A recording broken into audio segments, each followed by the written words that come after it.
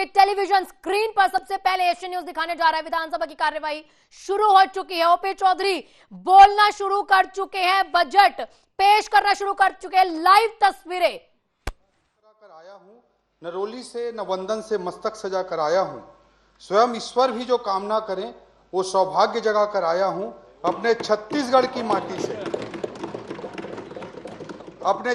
की माटी से मैं तिलक लगा कर आया हूं।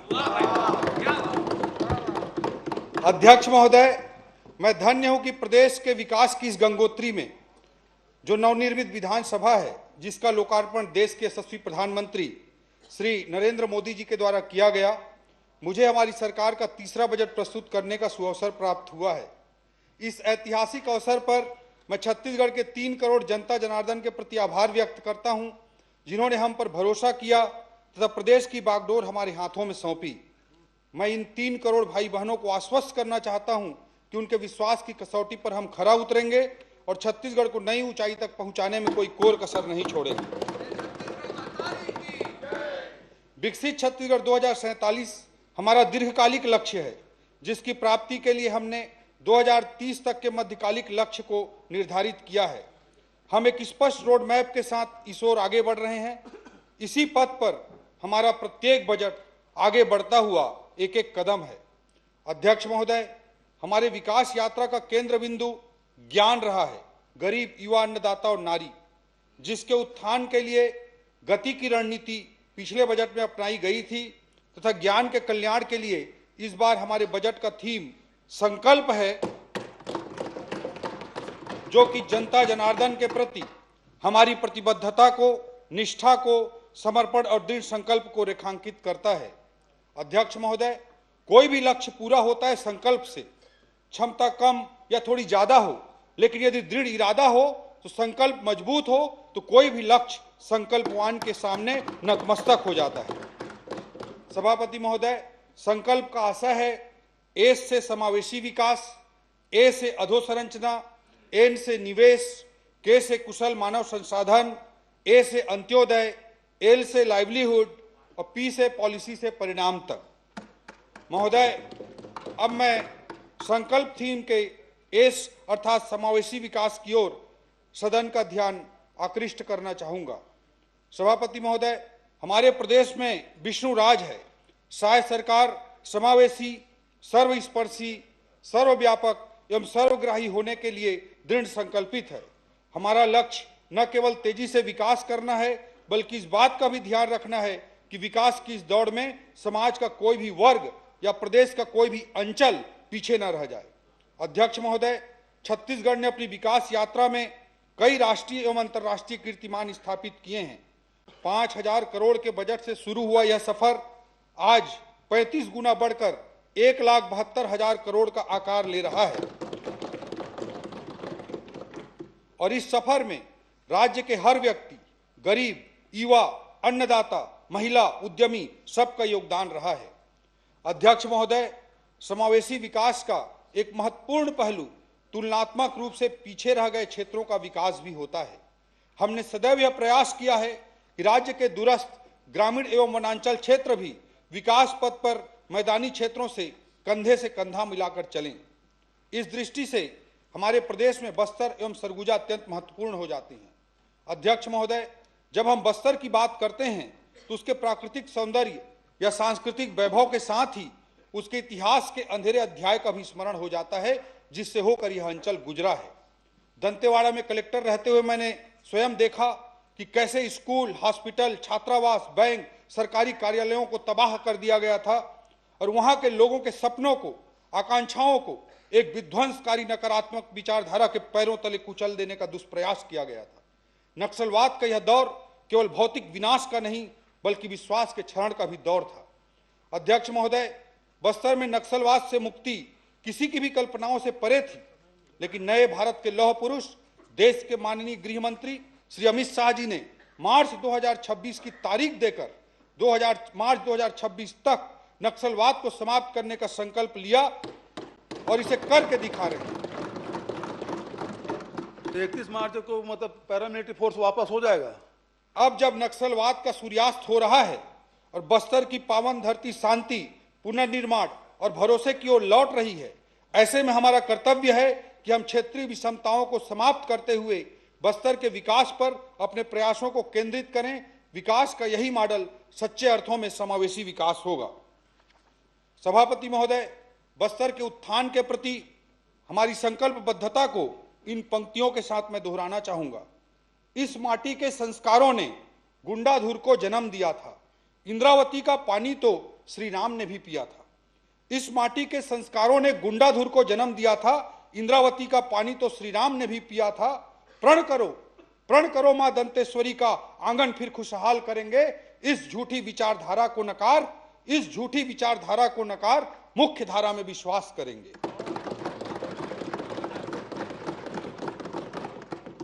अध्यक्ष महोदय, हमारी सरकार बस्तर ओलंपिक और बस्तर पंडुम जैसे आयोजन कर रही है। इन आयोजनों से लाखों लोग मुख्य धारा से जुड़ रहे हैं और नक्सलवाद के विध्वंसकारी मार्ग को छोड़कर राष्ट्र निर्माण में अपना योगदान दे रहे हैं। बस्तर ओलंपिक के आयोजन से हमारे वनांचल के युवाओं से जो प्रतिसाद मिला, उससे प्रेरित होकर हम सरगुजा ओलंपिक का भी आयोजन कर रहे हैं। बस्तर सरगुजा ओलंपिक की निरंतरता को बनाए रखने के लिए हमने बजट में इनके लिए 5-5 करोड़ का प्रावधान किया है। माननीय सभापति महोदय, दंतेवाड़ा में पहली बार एजुकेशन सिटी की परिकल्पना की गई थी, जहां से आज बच्चे मेडिकल एवं इंजीनियरिंग जैसी प्रवेश परीक्षाएं पास करके प्रतिष्ठित संस्थानों में दाखिला प्राप्त कर रहे हैं। इसी अनुभव से प्रेरित होकर हम नक्सलवाद के गढ़ कहे जाने वाले अबूझमाड़ एवं जगरगुंडा में 2 एजुकेशन सिटी की स्थापना करने जा रहे हैं, जिससे भावी पीढ़ी के लिए आकांक्षी से अग्रणी होने का मार्ग प्रशस्त होगा। जो जगह नक्सलियों का गढ़ हुआ करता था, अब वह शिक्षा के केंद्र का पर्याय बनेगा।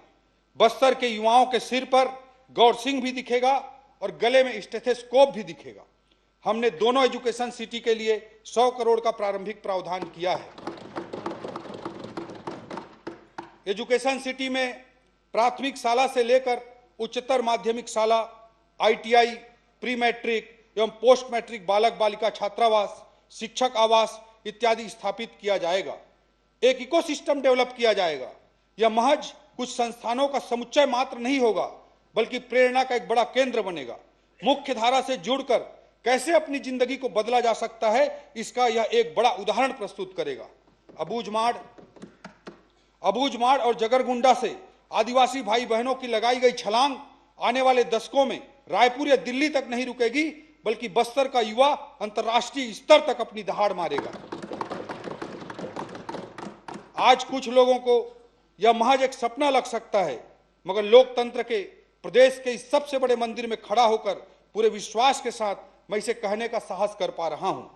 महोदय, एक समय था जब Bastar Surguja network, road network, telecom network, banking network सभी के लिए मोहताज हुआ करता था, लेकिन हमने 2 वर्षों में बस्तर के जगरगुंडा, पानीडोबीर, ओरछा, पामेड़, किस्टाराम तथा सरगुजा के डिंडो एवं आरा जैसे जगहों पर प्रयास कर बैंक ब्रांच खुलवाई। केंद्र सरकार ने डिजिटल भारत निधि योजना के तहत राज्य में नए 500 मोबाइल टावरों की स्वीकृति प्रदान की है, जिसका सबसे ज्यादा लाभ बस्तर और सरगुजा अंचल को मिलने वाला है। महोदय, बस्तर में विश्वसनीय इंटरनेट सेवा बनाए रखने के लिए बस्तर नेट परियोजना के तहत बजट में 5 करोड़ का अतिरिक्त प्रावधान भी किया गया है। मंत्री जी, 1 मिनट। अध्यक्षीय दीर्घा में माननीय श्री बृजमोहन अग्रवाल सांसद एवं श्रीमती रूप कुमारी चौधरी सांसद उपस्थित हैं।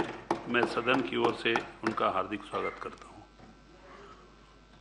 माननीय सभापति महोदय, बस्तर और सरगुजा दोनों ही संभाग भौगोलिक दृष्टि से काफी बड़े हैं तथा आबादी का घनत्व कम होने से यहाँ ट्रांसपोर्ट की सुविधाएं पर्याप्त नहीं हैं। हमने पिछले बजट में यह वादा किया था कि इस समस्या का समाधान हम करेंगे। आज मुख्यमंत्री बस योजना अंतर्गत लगभग 70 बसों के परिचालन से बस्तर के पुअर्ती, बुरकापाल, भेज्जी और पामेड़ तथा सरगुजा के चंपा, अबीरा, डूभापानी, मड़कडोल जैसे स्थानों के रहवासी बस सेवा का लाभ उठा पा रहे हैं। इस योजना हेतु 10 करोड़ का इस बजट में भी प्रावधान किया गया है।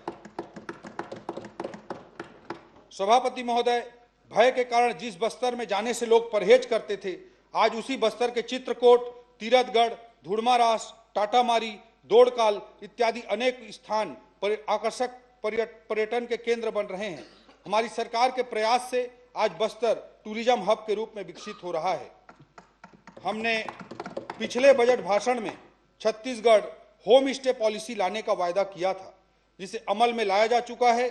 इसका सर्वाधिक लाभ बस्तर सरगुजा को होगा। इसके लिए भी बजट में 10 करोड़ का प्रावधान किया गया है। अध्यक्ष महोदय, पर्यटन को बढ़ावा देने के लिए हमने पर्यटन को उद्योग का दर्जा दिया है। बस्तर एवं सरगुजा क्षेत्र में होटल इत्यादि क्षेत्र में निवेश करने पर औद्योगिक नीति अंतर्गत अतिरिक्त लाभ मिलेंगे। हमारी नीति का लाभ स्थानीय लोगों को भी मिले, इसके लिए पात्रता हेतु निवेश के मापदंड भी उनके लिए कम रखे गए हैं। सरगुजा अंचल के लिए छत्तीसगढ़ का शिमला कहे जाने वाले मैनपाट हेतु 5 करोड़ तथा जसपुर के कोतेबिरा में धार्मिक पर्यटन हेतु भी बजटीय प्रावधान किया गया है। बस्तर एवं सरगुजा के नैसर्गिक सौंदर्य, मेला, मड़ई, उत्सव, धार्मिक स्थलों की राष्ट्रीय एवं अंतर्राष्ट्रीय स्तर पर पहचान बने, इसके लिए देश के प्रतिष्ठित टूर ऑपरेटर एवं सोशल मीडिया इन्फ्लुएंसर की कार्यशाला आयोजित करने के लिए भी बजटीय प्रावधान किया गया है। सभापति महोदय, बस्तर और सरगुजा में आजीविका के अवसर सृजित करने के लिए हम एक नई सोच के साथ नया प्रयास करने जा रहे हैं। बस्तर और सरगुजा में अलाइड कृषि सेक्टर, एग्रो एवं एग्रो फॉरेस्ट प्रोसेसिंग जैसे रोजगार आधारित सेक्टर्स में हम विशेष फोकस करेंगे, जो स्थानीय जीवन से सीधे जुड़े हुए हैं। वहाँ राइस मिल, पोल्ट्री फार्म, बकरी पालन फार्म, वनोपज प्रसंस्करण जैसे गतिविधियों के लिए बड़े केंद्र खुलें, इसके लिए हम योजना ला रहे हैं। इससे न केवल इन क्षेत्रों की उत्पादन क्षमता बढ़ेगी, बल्कि बड़ी संख्या में स्थानीय लोगों को रोजगार भी मिलेगा। इस योजना अंतर्गत हम निवेशकों को निवेश अनुदान देंगे, जिसके लिए इस बजट में 100 करोड़ का प्रावधान किया गया है।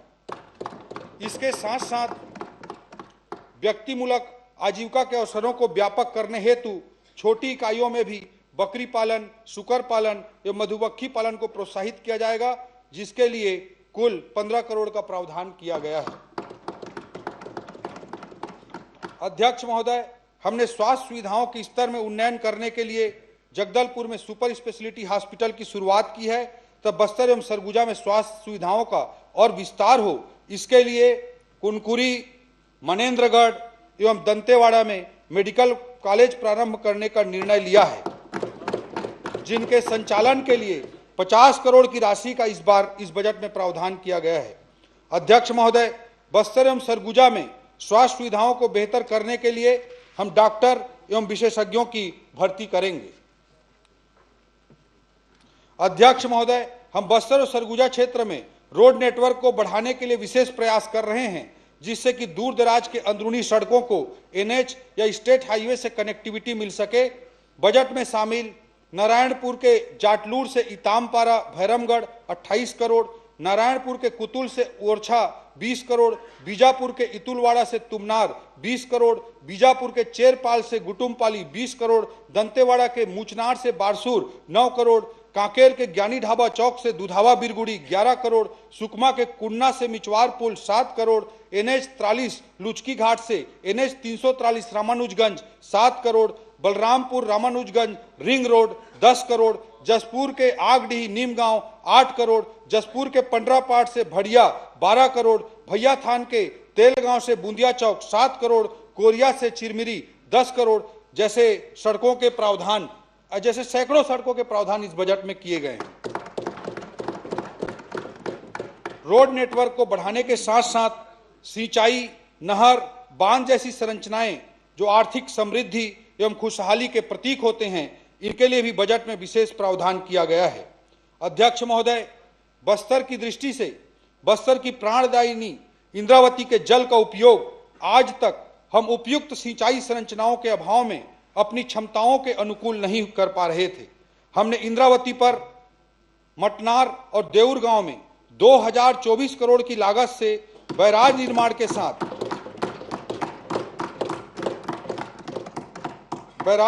साथ 68 किलोमीटर नहर की स्वीकृति प्रदान की है, जिससे बस्तर में लगभग 32,000 हेक्टेयर क्षेत्र में सिंचाई की सुविधा का विस्तार होगा। बस्तर अपनी हरियाली उन्नति और समृद्धि की नई ऊंचाइयों को छुएगा। साथ ही इस बजट में कांकेर में मेडकी बैराज निर्माण 400 करोड़, बीजापुर में मट्टी मार का डायवर्सन योजना 110 करोड़, बस्तर में महादेव घाट बैराज निर्माण 100 करोड़, जसपुर के पम्पशाला एनिकट में लिफ्ट इरिगेशन 60 करोड़, अंबिकापुर के सरगमा में बैराज निर्माण 20 करोड़, बैकुंठपुर में गेज डैम उन्नयन 10 करोड़ जैसे अनेकों प्रावधान बस्तर सरगुजा की दृष्टि से इस बजट में शामिल हैं।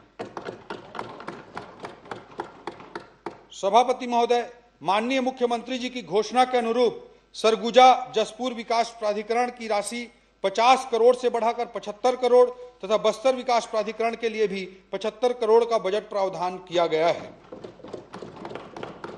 माननीय प्रधानमंत्री श्री नरेंद्र मोदी जी एवं मुख्यमंत्री श्री विष्णुदेव साय जी के नेतृत्व में बस्तर और सरगुजा का भाग्योदय हो रहा है और इन क्षेत्रों में सभी तरह के नेटवर्क का विकास, खेल, स्वास्थ्य, शिक्षा के लिए जो कदम उठाए जा रहे हैं वो सब हमारे समावेशी विकास, जो संकल्प के एस समावेशी विकास से संबंधित हैं, इस संकल्प का चित्रण करते हैं।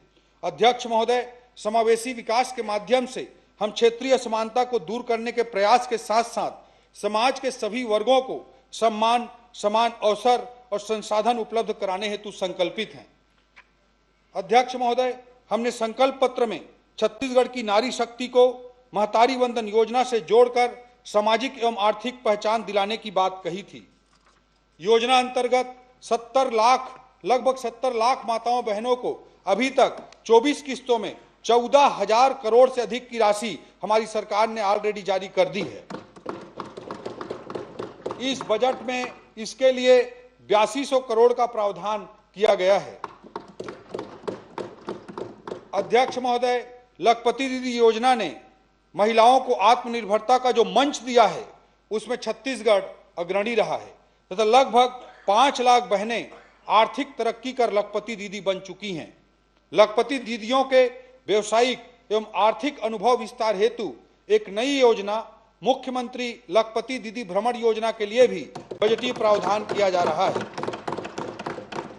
इस योजना के माध्यम से लखपति दीदियों के लिए देश प्रदेश के विभिन्न व्यवसायिक एवं आर्थिक केंद्रों के भ्रमण की व्यवस्था की जाएगी। साथ ही चूंकि हमारी बहनों का धार्मिक भावनाओं से गहरा जुड़ाव होता है, इसलिए इन्हें शक्ति पीठों का भी भ्रमण कराया जाएगा। अध्यक्ष महोदय, प्रदेश में 250 महतारी सदन बनाने के लिए भी इस बजट में 75 करोड़ का प्रावधान किया गया है।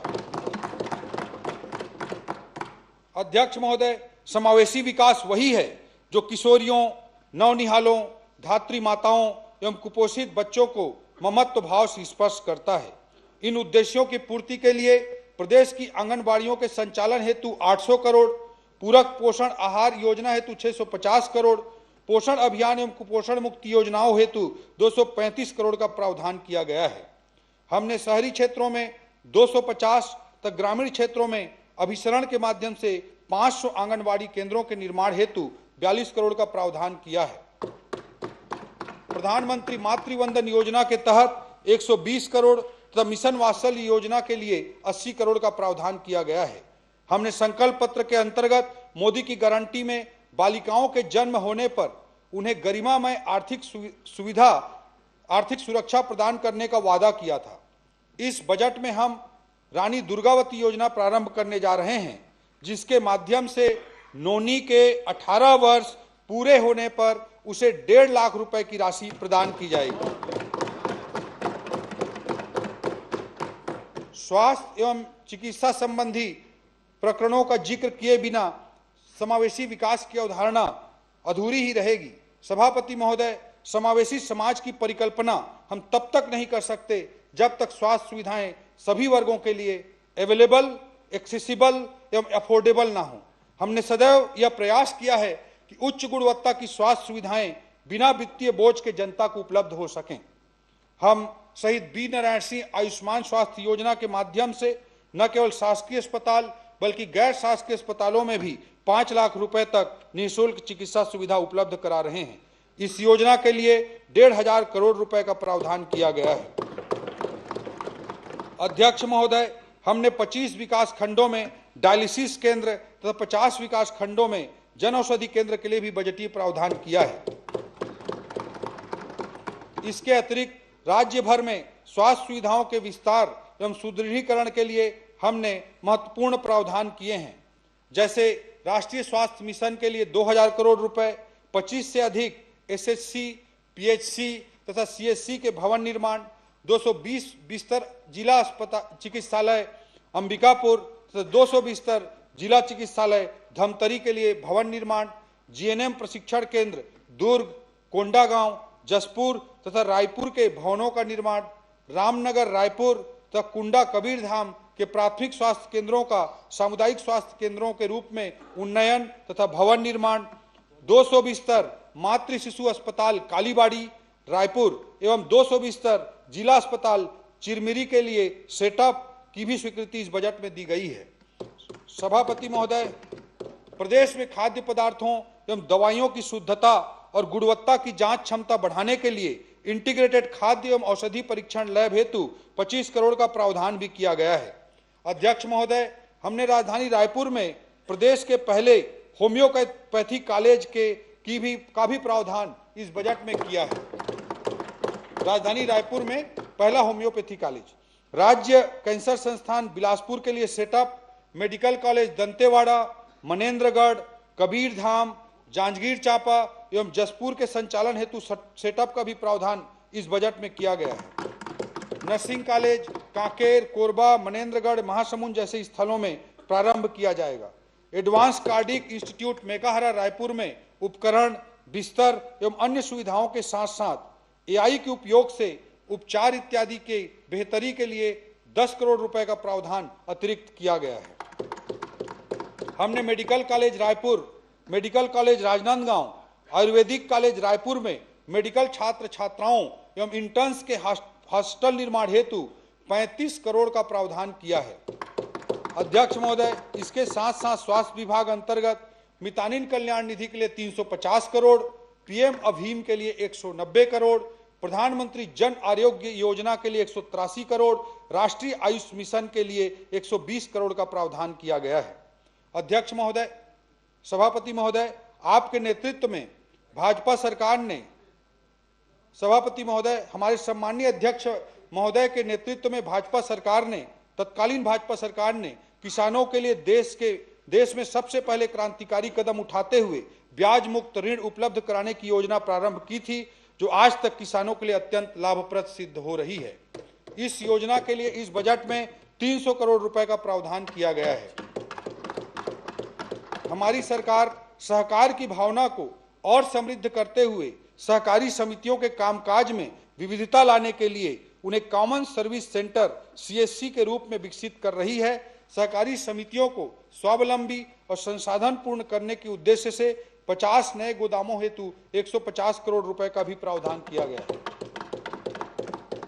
अध्यक्ष महोदय, सभापति महोदय, अब मैं संकल्प थीम के दूसरे पड़ाव ए अर्थात अधोसंरचना की ओर सदन का ध्यान आकृष्ट करना चाहूंगा। अधोसंरचना आर्थिक विकास की नींव के साथ साथ उसकी उत्प्रेरक भी होती है। इसलिए हमारी सरकार ने प्रत्येक बजट में अधोसंरचना को विशेष स्थान दिया है। छत्तीसगढ़ में रेल सुविधाओं के विस्तार के लिए आज लगभग 47,000 करोड़ के कार्य हो रहे हैं, जो 2013-14 की तुलना में लगभग 24 गुना अधिक है। यह डबल इंजन की सरकार के कारण संभव हो पा रहा है। सभापति महोदय, यही नहीं, आज छत्तीसगढ़ में अनेक बड़े बड़े इंफ्रास्ट्रक्चर प्रोजेक्ट जैसे कि रायपुर रांची धनबाद एक्सप्रेसवे, रायपुर से विशाखापट्टनम एक्सप्रेसवे, खरसिया से परमलकसा रेलवे लाइन, केंद्री में नया कोचिंग टर्मिनल, रायपुर से सारंगगढ़ बिलाईगढ़ तक 4 लेन, कोरबा अंबिकापुर नई rail line, Dongargarh Katghora rail line इत्यादि अगर आकार ले रहे हैं तो यह केवल और केवल छत्तीसगढ़ की जनता के प्रति माननीय प्रधानमंत्री श्री नरेंद्र मोदी जी का स्नेह है। सभापति महोदय, अधोसंरचना के क्षेत्र में हम एक नई योजना मुख्यमंत्री द्रुतगामी सड़क संपर्क योजना इस बजट में लेकर आ रहे हैं। इस योजना का मुख्य उद्देश्य राज्य के आर्थिक केंद्रों को जोड़ने वाली एनएच के अतिरिक्त जो हैं सड़कों का कम से कम 2 लेन सड़कों में उन्नयन करना है। इसमें राजनांदगांव से गीदम, भनपुरी से दोरनापाल शंकरगढ़ से सुहेला वाया कांसाबेल, कसडोल से गरियाबंद वाया बागबहरा सहित हमारे छत्तीसगढ़ की 36 सड़कें इसमें शामिल हैं, जिसके लिए 200 करोड़ का प्रारंभिक प्रावधान किया गया है। सभापति महोदय, हमारा राज्य भौगोलिक दृष्टि से बृहद है, आबादी का घनत्व तो कम है तथा काफी बड़ा क्षेत्र वनांचल, नदी नाले, पहाड़ इत्यादि से आच्छादित है। इसके कारण अभी भी कुछ गांव बारहमासी सड़कों से कनेक्टेड नहीं हैं। कई बार हम अखबारों में स्कूली बच्चों को नाव से नदी नाले पार करने की तस्वीरें देखते हैं। हमारी सरकार ने ऐसे 206 गांवों को चिन्हांकित किया है, जिन्हें जोड़ने के लिए इस बजट में 50 करोड़ का शुरुआती प्रावधान भी हमने किया है। सभापति महोदय, इस वर्ष लोक निर्माण विभाग अंतर्गत लगभग 9,450 करोड़ का बजटीय प्रावधान किया गया है, जिसमें बिलासपुर एवं दुर्ग संभाग के अनेक महत्वपूर्ण अधोसंरचना जैसे बिलासपुर के राजीव गांधी चौक से सीपत चौक फ्लाईओवर 15 करोड़, बिलासपुर के मेलनाडीह से कस्तूरी नगर तक सड़क 30 करोड़, मुंगेली के फास्टरपुर झलियापुर सड़क 10 करोड़, बिलासपुर के उसलापुर गीता पैलेस से अमेरी अंडर ब्रिज की ओर 4 करोड़, मुंगेली के बिटकुली से भटगांव सेवार पहुंच मार्ग 4 करोड़, बिलासपुर के चकरभाटा बस्ती से धमनी पहुंच मार्ग 2 करोड़, कवर्धा से खमरिया मार्ग उन्नयन एवं चौड़ीकरण 23 करोड़, दुर्ग के महाराजा चौक में फ्लाईओवर, बालोद राजनांदगांव से अंतागढ़ कच्चे मार्ग 24 करोड़, इस तरह के कार्य बजट में शामिल किए गए हैं। इसके अलावा रायपुर संभाग की कुछ महत्वपूर्ण सड़कें जैसे महासमुंद के झलप रायतुम अचानकपुर मार्ग 15 करोड़, बलौदा बाजार भाटापारा सड़क चौड़ीकरण 25 करोड़, धमतरी नगरी बोराई सड़क 20 करोड़, धमतरी के पुरूर गंगरेल सड़क चौड़ीकरण 11 करोड़ भी शामिल हैं। सभापति महोदय, रायपुर राजधानी होने के साथ साथ आर्थिक, सांस्कृतिक, शैक्षणिक तथा प्रशासनिक गतिविधियों का पूर्णतः केंद्र बिंदु है, जिसके कारण यहाँ ट्रैफिक व्यवस्था एक स्वाभाविक चुनौती होती है। इस चुनौती से निपटने के लिए हमने रायपुर के लिए राजधानी पैकेज के तहत महत्वपूर्ण सड़कों मोवा से सेरीखेड़ी 100 करोड़, लाभांडी से सड्डू 100 करोड़, भनपुरी चौक फ्लाईओवर 20 करोड़, मोवा से दलदल सिवनी ब्रिज तक सड़क 8 करोड़, शारदा चौक से Tatyapara Chowk flyover 10 crore, VIP road पर श्री राम मंदिर के पास foot over bridge 7 crore, Ashoka Ratan से कोया कचना में बृहद पुल 8 करोड़ जैसे महत्वपूर्ण परियोजनाएं शामिल की गई हैं। साथ ही रायपुर शहर में विद्युत लाइनों को अंडरग्राउंड किए जाने के लिए 100 करोड़ रुपए का विशेष प्रावधान किया गया है। रायपुर में ट्रैफिक व्यवस्था को सुधारने हेतु भी जिला प्रशासन, पुलिस प्रशासन एवं नगर निगम मिलकर कार्य करेंगे एवं इसके लिए सरकार से वित्तीय रूप से अतिरिक्त फंड भी प्रदान किया जाएगा। सभापति महोदय, नवा रायपुर अटल नगर आधुनिक अधोसंरचना, नागरिक सेवा तथा इन्वेस्टर फ्रेंडली शहर होने के कारण देश में तेजी से उभर रहा है। नवा रायपुर में आज medi city, edu city, sports city, film city जैसे कॉन्सेप्ट के कारण यह शासकीय निवेश के साथ साथ निजी निवेश भी आ रहे हैं, जिसमें एआई डेटा सेंटर, सेमीकंडक्टर विनिर्माण इकाई जैसे आधुनिक तकनीक संबंधी निवेश के साथ साथ बॉम्बे हॉस्पिटल तथा Narsi Monjee institute of management studies जैसे प्रतिष्ठित संस्थान भी शामिल हैं। नवा रायपुर की अधोसंरचना को और मजबूत करने के लिए ऑप्टिकल फाइबर सुविधा हेतु 10 करोड़, विद्युत अधोसंरचना हेतु 35 करोड़, ट्रिपल आईटी में अधोसंरचना निर्माण हेतु 20 करोड़ एवं सत्य साई संजीवनी अस्पताल में स्वास्थ्य सुविधाओं के लिए अधोसंरचना विस्तार हेतु 25 करोड़ का प्रावधान इस बजट में किया गया है। सभापति महोदय, हमने अपने संकल्प पत्र में तथा पिछले बजट भाषण में स्टेट कैपिटल रीजन बनाने की घोषणा की थी, जिसे मुख्यमंत्री जी की अध्यक्षता में पूरा किया गया है। महोदय, बढ़ती हुई आबादी एवं शहरीकरण के कारण आवश्यकता है कि हमारी प्लानिंग बृहद स्तर की हो, जहां न केवल रायपुर बल्कि इसके आसपास के क्षेत्रों को भी शामिल कर इकोनॉमिक मास्टर प्लान तैयार किया जाए। हमारे राज्य राजधानी क्षेत्र में छत्तीसगढ़ के साथ साथ पूरे मध्य भारत का फुटप्रिंट होगा। इसलिए एससीआर में क्षेत्रीय स्तर की परियोजनाओं की प्लानिंग एवं क्रियान्वयन के कार्य को आगे बढ़ाने के लिए शुरुआती बजटीय प्रावधान के रूप में 68 करोड़ रुपए का प्रावधान किया गया है। सभापति महोदय, हमने पिछले बजट में एससीआर में मेट्रो रेल परियोजना की बात की थी, जिसके संबंध में आज मैं अवगत कराना चाहूंगा कि हमने सर्वे के लिए एजेंसी का निर्धारण कर लिया है तथा मेट्रो रेल परियोजना के काम को आगे बढ़ाने के लिए इस बजट में बजटीय प्रावधान किया गया है। सभापति महोदय, भारत रत्न श्रद्धेय अटल बिहारी वाजपेयी जी ने सदैव नदियों को जोड़ने पर जोर दिया था और इसी सोच को आगे बढ़ाते हुए हमने सीकासार कोडार नहर लिंकिंग परियोजना का अत्याधुनिक लीडार सर्वे कार्य पूर्ण किया है तथा इस परियोजना के लिए 3047 करोड़ की प्रशासकीय स्वीकृति प्रदान कर दी गई है। इस परियोजना का लाभ मैदानी छत्तीसगढ़ को प्राप्त होगा। इसके अतिरिक्त महानदी पर मोहमेला सिरपुर बैराज निर्माण हेतु 690 करोड़ की स्वीकृति भी प्रदान कर दी गई है। जल संसाधन विभाग के पूंजीगत प्रावधान में ऐतिहासिक वृद्धि करते हुए 3500 करोड़ रुपए का प्रावधान किया गया है। सभापति महोदय, सिंचाई व्यवस्था के साथ साथ हमने शुद्ध पेयजल उपलब्धता के लिए भी आवश्यक प्रावधान किए हैं।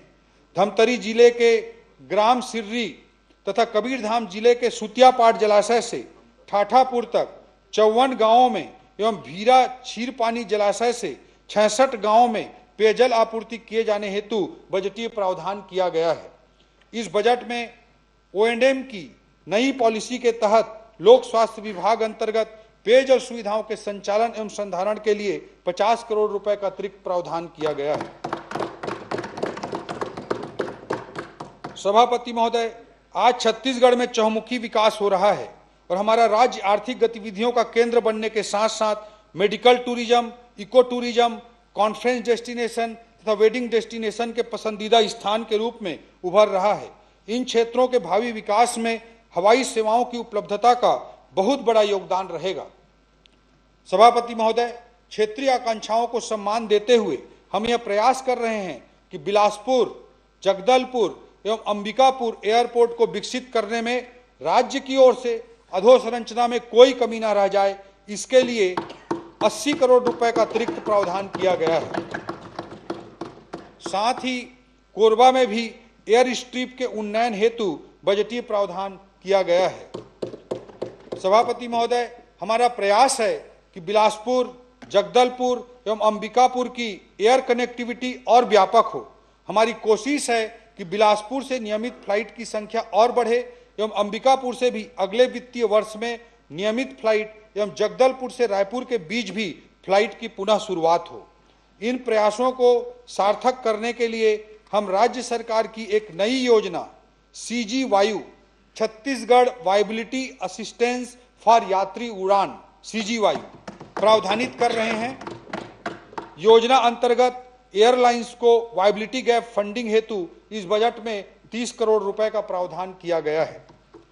सभापति महोदय, विकास की कहानी ऊर्जा के स्याही से लिखी जाती है।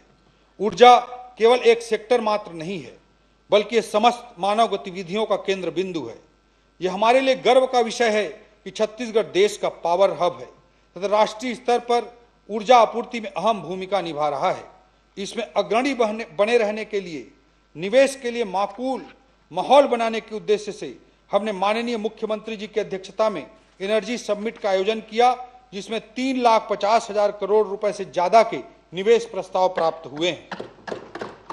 इस बजट में मुख्यमंत्री विद्युत अधोसंरचना विकास अंतर्गत 33/11 केवी के 90 नए उपकेंद्र सहित अन्य कार्यों हेतु 100 करोड़ का बजटीय प्रावधान किया गया है। सार्वजनिक स्थानों, चौक चौराहों में सोलर हाई मास्ट की स्थापना के लिए 35 करोड़ का प्रावधान किया गया है। क्रेडा के कार्य विस्तार को देखते हुए नए भवन के निर्माण के लिए 10 करोड़ का प्रावधान शामिल है। घरेलू उपभोक्ताओं को बिजली बिल में राहत देने के लिए 80 करोड़ का प्रावधान है। बीपीएल उपभोक्ताओं को निःशुल्क बिजली देने के लिए 354 करोड़ का प्रावधान है। नियद नेल्ला नार योजना में विद्युतीकरण हेतु 50 करोड़ रुपए का अतिरिक्त प्रावधान है। सभापति महोदय, प्रधानमंत्री सूर्य घर मुफ्त बिजली योजना अंतर्गत केंद्रीय अनुदान के साथ राज्य सरकार के अतिरिक्त अनुदान हेतु 400 करोड़ रुपए का प्रावधान किया गया है। सभापति महोदय, नगरीय विकास में अधोसंरचना जैसे कि सड़कें, जलापूर्ति, सीवरेज, आवास और परिवहन को आधुनिक एवं सुदृढ़ हमारे लिए एक अवसर भी है और चुनौती भी। सभापति महोदय, नगरीय निकायों में होने वाला विकास भविष्य की आवश्यकताओं को ध्यान में रखकर किया जाना आवश्यक है, जिससे कि हमारे शहर नियोजित एवं व्यवस्थित हो सकें। पिछले बजट में नगर निगमों में विकास के लिए हमने मुख्यमंत्री नगरोत्थान योजना प्रारंभ की थी। इस बजट में नगर पालिकाओं एवं नगर पंचायतों के समग्र विकास के लिए नगरोत्थान योजना की तर्ज पर एक नई योजना मुख्यमंत्री आदर्श शहर समृद्धि योजना प्रस्तावित है, जिसके लिए 200 करोड़ का अतिरिक्त प्रावधान किया गया है।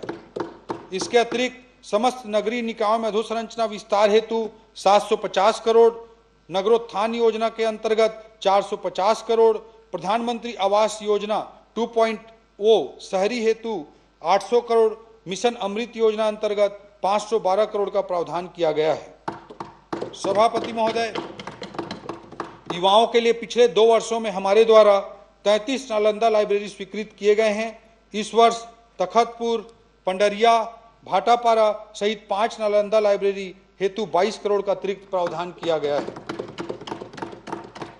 सभापति महोदय, संकल्प के इस बजट की जो इस थीम है, इस संकल्प की थीम की अगली कड़ी एन अर्थात निवेश है।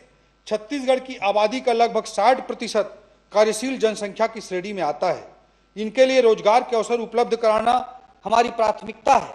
वर्तमान में देखा जाए तो हमारी अर्थव्यवस्था में उद्योग क्षेत्र का लगभग 48% तो सेवा क्षेत्र का लगभग 35% योगदान है। हमारा यह प्रयास है कि निवेश के माध्यम से विकसित अर्थव्यवस्थाओं की तरह उद्योग एवं सेवा क्षेत्र का विस्तार हो, जिससे न केवल प्रत्यक्ष एवं औपचारिक रोजगार के अवसर सृजित होंगे, बल्कि अप्रत्यक्ष रोजगार सृजन की असीम संभावनाएं भी निर्मित होंगी। हमारी औद्योगिक विकास नीति 2024 से 2030 रोजगार पर केंद्रित है। तब विगत वर्ष लगभग 1000 उद्योगों को उत्पादन प्रमाण पत्र जारी किया गया है तथा इन उद्योगों के द्वारा 8000 करोड़ से अधिक के निवेश के साथ साथ 15000 से अधिक रोजगार के अवसर सृजित हुए हैं। धमतरी के कचना में 17 एकड़ क्षेत्र में प्रदेश की पहली 4 मंजिला प्लग एंड प्ले फैक्ट्री विकसित की जा रही है। सभापति महोदय, देश और दुनिया के निवेशकों को छत्तीसगढ़ में आकर्षित करने के लिए माननीय मुख्यमंत्री जी के नेतृत्व में रायपुर, दिल्ली, मुंबई, बेंगलुरु, अहमदाबाद और जापान के ओसाका तक इन्वेस्टर कनेक्ट कार्यक्रम आयोजित किया गया, जिसके परिणाम स्वरूप लगभग 8 लाख करोड़ से अधिक के निवेश प्रस्ताव राज्य को प्राप्त हुए हैं। औद्योगिक क्षेत्रों की ऊर्जा केवल एक सेक्टर मात्र नहीं है, बल्कि ये समस्त मानव गतिविधियों का केंद्र बिंदु है। यह हमारे लिए गर्व का विषय है कि छत्तीसगढ़ देश का पावर हब है तथा राष्ट्रीय स्तर पर ऊर्जा आपूर्ति में अहम भूमिका निभा रहा है। इसमें अग्रणी बने रहने के लिए निवेश के लिए माकूल माहौल बनाने के उद्देश्य से हमने माननीय मुख्यमंत्री जी की अध्यक्षता में एनर्जी समिट का आयोजन किया, जिसमें 3,50,000 करोड़ रुपए से ज्यादा के निवेश प्रस्ताव प्राप्त हुए हैं। इस बजट में मुख्यमंत्री विद्युत अधोसंरचना विकास अंतर्गत 33/11 केवी के 90 नए उपकेंद्र सहित अन्य कार्यों हेतु 100 करोड़ का बजटीय प्रावधान किया गया है। सार्वजनिक स्थानों, चौक चौराहों में सोलर हाई मास्ट की स्थापना के लिए 35 करोड़ का प्रावधान किया गया है। क्रेडा के कार्य विस्तार को देखते हुए नए भवन के निर्माण के लिए 10 करोड़ का प्रावधान शामिल है। घरेलू उपभोक्ताओं को बिजली बिल में राहत देने के लिए 80 करोड़ का प्रावधान है। बीपीएल उपभोक्ताओं को निःशुल्क बिजली देने के लिए 354 करोड़ का प्रावधान है। नियद नेल्ला नार योजना में विद्युतीकरण हेतु 50 करोड़ रुपए का अतिरिक्त प्रावधान है। सभापति महोदय, प्रधानमंत्री सूर्य घर मुफ्त बिजली योजना अंतर्गत केंद्रीय अनुदान के साथ राज्य सरकार के अतिरिक्त अनुदान हेतु 400 करोड़ रुपए का प्रावधान किया गया है। सभापति महोदय, नगरीय विकास में अधोसंरचना जैसे कि सड़कें, जलापूर्ति, सीवरेज, आवास और परिवहन को आधुनिक एवं सुदृढ़ बनाना हमारे लिए एक अवसर भी है और चुनौती भी। सभापति महोदय, नगरीय निकायों में होने वाला विकास भविष्य की आवश्यकताओं को ध्यान रखकर किया जाना आवश्यक है, जिससे कि हमारे शहर नियोजित एवं व्यवस्थित हो सकें। पिछले बजट में नगर निगमों में विकास के लिए हमने मुख्यमंत्री नगरोत्थान योजना प्रारंभ की थी। इस बजट में नगर पालिकाओं एवं नगर पंचायतों के समग्र विकास के लिए नगरोत्थान योजना की तर्ज पर एक नई योजना मुख्यमंत्री आदर्श शहर समृद्धि योजना प्रस्तावित है, जिसके लिए 200 करोड़ का अतिरिक्त प्रावधान किया गया है।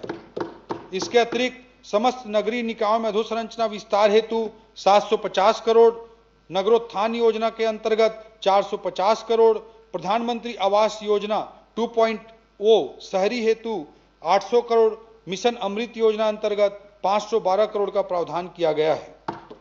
सभापति महोदय, युवाओं के लिए पिछले 2 वर्षों में हमारे द्वारा 33 नालंदा लाइब्रेरी स्वीकृत किए गए हैं। इस वर्ष तखतपुर, पंडरिया, भाटापारा सहित 5 नालंदा लाइब्रेरी हेतु 22 करोड़ का अतिरिक्त प्रावधान किया गया है। सभापति महोदय, संकल्प के इस बजट की जो इस थीम है, इस संकल्प की थीम की अगली कड़ी एन अर्थात निवेश है। छत्तीसगढ़ की आबादी का लगभग 60% कार्यशील जनसंख्या की श्रेणी में आता है। इनके लिए रोजगार के अवसर उपलब्ध कराना हमारी प्राथमिकता है। वर्तमान में देखा जाए तो हमारी अर्थव्यवस्था में उद्योग क्षेत्र का लगभग 48% तथा सेवा क्षेत्र का लगभग 35% योगदान है। हमारा यह प्रयास है कि निवेश के माध्यम से विकसित अर्थव्यवस्थाओं की तरह उद्योग एवं सेवा क्षेत्र का विस्तार हो, जिससे न केवल प्रत्यक्ष एवं औपचारिक रोजगार के अवसर सृजित होंगे, बल्कि अप्रत्यक्ष रोजगार सृजन की असीम संभावनाएं भी निर्मित होंगी। हमारी औद्योगिक विकास नीति 2024 से 2030 रोजगार पर केंद्रित है। तब विगत वर्ष लगभग 1000 उद्योगों को उत्पादन प्रमाण पत्र जारी किया गया है तथा इन उद्योगों के द्वारा 8000 करोड़ से अधिक के निवेश के साथ साथ 15000 से अधिक रोजगार के अवसर सृजित हुए हैं। धमतरी के कचना में 17 एकड़ क्षेत्र में प्रदेश की पहली 4 मंजिला प्लग एंड प्ले फैक्ट्री विकसित की जा रही है। सभापति महोदय, देश और दुनिया के निवेशकों को छत्तीसगढ़ में आकर्षित करने के लिए माननीय मुख्यमंत्री जी के नेतृत्व में रायपुर, दिल्ली, मुंबई, बेंगलुरु, अहमदाबाद और जापान के ओसाका तक इन्वेस्टर कनेक्ट कार्यक्रम आयोजित किया गया, जिसके परिणाम स्वरूप लगभग 8 लाख करोड़ से अधिक के निवेश प्रस्ताव राज्य को प्राप्त हुए हैं। औद्योगिक क्षेत्रों की वृद्धि करने हेतु इस वित्तीय वर्ष में मटिया, कसडोल, बिरकोनी, महासमुंद, छाती, धमतरी, बनगांव बी, पत्थलगांव सहित 23 औद्योगिक क्षेत्रों की स्थापना के लिए 250 करोड़ रुपए का प्रावधान किया गया है। सभापति महोदय, ग्राम तूता, नवा रायपुर, अटल नगर में कन्वेंशन सह एग्जीबिशन सेंटर के निर्माण हेतु प्रारंभिक 25 करोड़ रुपए का प्रावधान, भिलाई में व्यवसायिक परिसर के निर्माण हेतु 10 करोड़, पटेवा, राजनांदगांव में इलेक्ट्रॉनिक मैन्युफैक्चरिंग क्लस्टर 2.0 के लिए 10 करोड़, नवा रायपुर, अटल नगर तथा राजनांदगांव में इंडस्ट्रियल फैसिलिटेशन कॉम्प्लेक्स के लिए 20 करोड़ का प्रावधान किया गया है। पिछले बजट में हमने छत्तीसगढ़ चैम्बर ऑफ कॉमर्स के भवन निर्माण के लिए बजटीय प्रावधान किया गया है, जिसे अमली जामा पहनाया जा चुका है तथा इस बजट में बस्तर चैम्बर ऑफ कॉमर्स के भवन निर्माण के लिए प्रावधान किया गया है। सभापति महोदय, निवेश को बढ़ावा देने के लिए ईज ऑफ डूइंग बिजनेस के तहत अनेकों सुधार जैसे सिंगल विंडो सिस्टम, छत्तीसगढ़ जन विश्वास अधिनियम इत्यादि लाकर यह प्रयास किया गया है कि हम रेगुलेटर से ज्यादा फैसिलिटेटर की भूमिका में रहें। हमने उद्यमिता को बढ़ावा देने हेतु उद्योगों की सब्सिडी हेतु प्रावधानित बजट में 3 गुना वृद्धि की है। इस बार अनुदान एवं प्रतिपूर्ति हेतु 750 करोड़ रुपए का प्रावधान रखा गया है। नवीन औद्योगिक क्षेत्रों की स्थापना हेतु लैंड बैंक तैयार करने के लिए 200 करोड़ रुपए का अतिरिक्त प्रावधान भी किया गया है। सभापति महोदय, वर्ष 2024-25 में उद्योग विभाग का बजट 648 करोड़ था, जो बढ़कर इस वर्ष 1750 करोड़ तक पहुंच चुका है। इस तरह उद्योग विभाग के बजट में लगातार उत्तरोत्तर वृद्धि, निवेश प्रोत्साहन एवं रोजगार वृद्धि के प्रति हमारी सरकार की प्रतिबद्धता को रेखांकित करता है। सभापति महोदय, मौजूदा जियोपॉलिटिकल एवं जियो इकोनॉमिक परिदृश्य में क्रिटिकल सभापति महोदय, आपके नेतृत्व में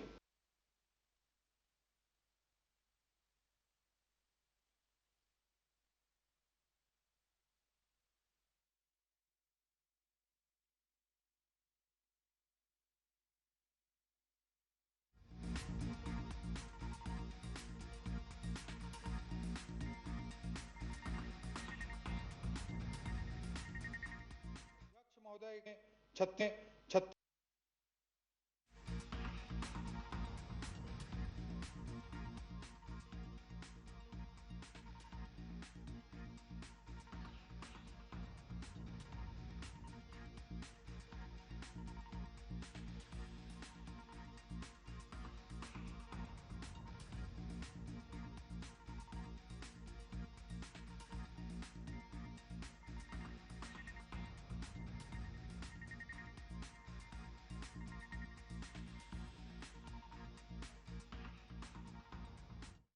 एवं प्रदेश के लाइवलीहुड कॉलेज पूरे देश के लिए मॉडल बने। को बाजार मांग के अनुरूप विकसित करने के लिए उन्हें कौशल विकास से जोड़ना आवश्यक है। अतः इसके लिए हमने स्किल डेवलपमेंट अंतर्गत 75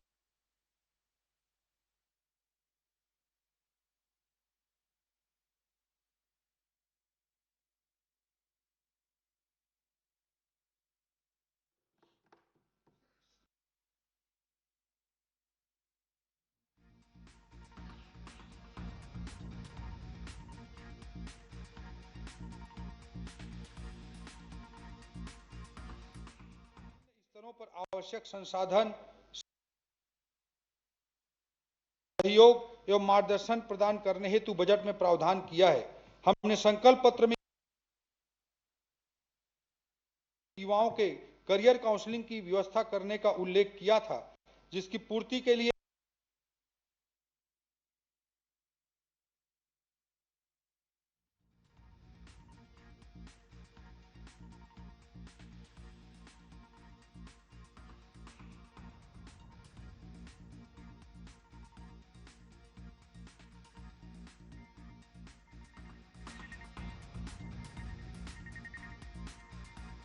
मार्गदर्शन का भी केंद्र बनाएंगे। सभापति महोदय, हमारे युवा राष्ट्रीय स्तर पर उपलब्ध अवसरों के लिए प्रतिस्पर्धा कर सकें, इसके लिए उन्हें परीक्षा की तैयारी में आर्थिक सहायता हेतु हम एक नई योजना ला रहे हैं। इस योजना का नाम CGS assistance for competitive exams है, जिसके 3 घटक हैं: उड़ान, शिखर एवं मंजिल। उड़ान अंतर्गत नीट, क्लैट एवं जेई प्रवेश परीक्षाओं की तैयारी के लिए आर्थिक मदद की जाएगी। शिखर अंतर्गत यूपीएससी एवं सीजीपीएससी चयन परीक्षाओं की तैयारी के लिए प्रतिभाशाली युवाओं को आर्थिक मदद की जाएगी। और मंजिल के अंतर्गत बैंकिंग, एसएससी एवं रेलवे चयन परीक्षाओं की तैयारी के लिए प्रतिभाशाली युवाओं को आर्थिक मदद की जाएगी। इस योजना के लिए 33 करोड़ रुपए का बजटीय प्रावधान किया गया है। सभापति महोदय, वैसे मेधावी छात्र जिन्हें शासकीय हॉस्टल की सुविधा उपलब्ध नहीं हो पाती, उनको संभाग स्तर पर स्वयं के व्यय से रहने की व्यवस्था करने पर आर्थिक सहयोग देने हेतु हम एक नई योजना, मुख्यमंत्री शिक्षा सहयोग योजना लेकर आ रहे हैं, जिसके लिए इस बजट में 10 करोड़ रुपए का प्रावधान किया गया है।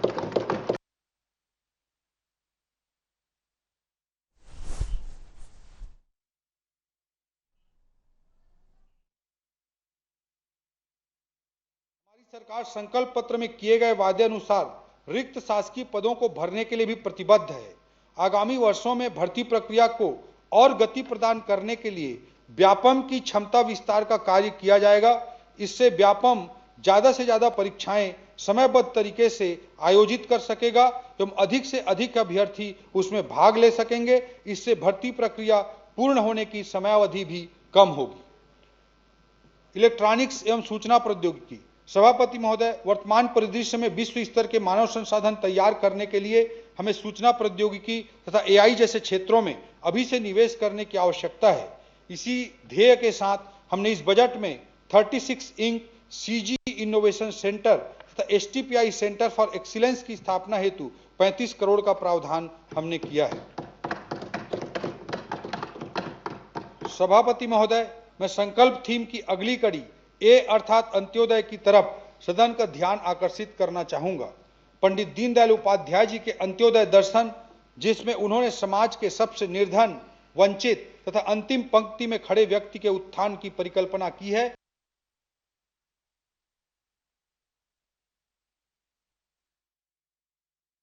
तो संकल्प बजट के रूप में पेश कर रहे हैं वित्त मंत्री ओपी चौधरी। बजट की तस्वीर आप देख रहे हैं विधानसभा से, जहां बजट पेश कर रहे हैं। शायद सरकार का ये तीसरा बजट है जहां वित्त मंत्री ओपी चौधरी बजट पेश कर रहे हैं। बड़ी बातें बजट में जो है पेश कर रहे हैं। तीसरी बार ओपी चौधरी बजट पेश कर रहे हैं। रायपुर में बिजली लाइन अंडरग्राउंड होगी। महोदय, श्रृंखला उतनी ही मजबूत होती है जितनी मजबूत।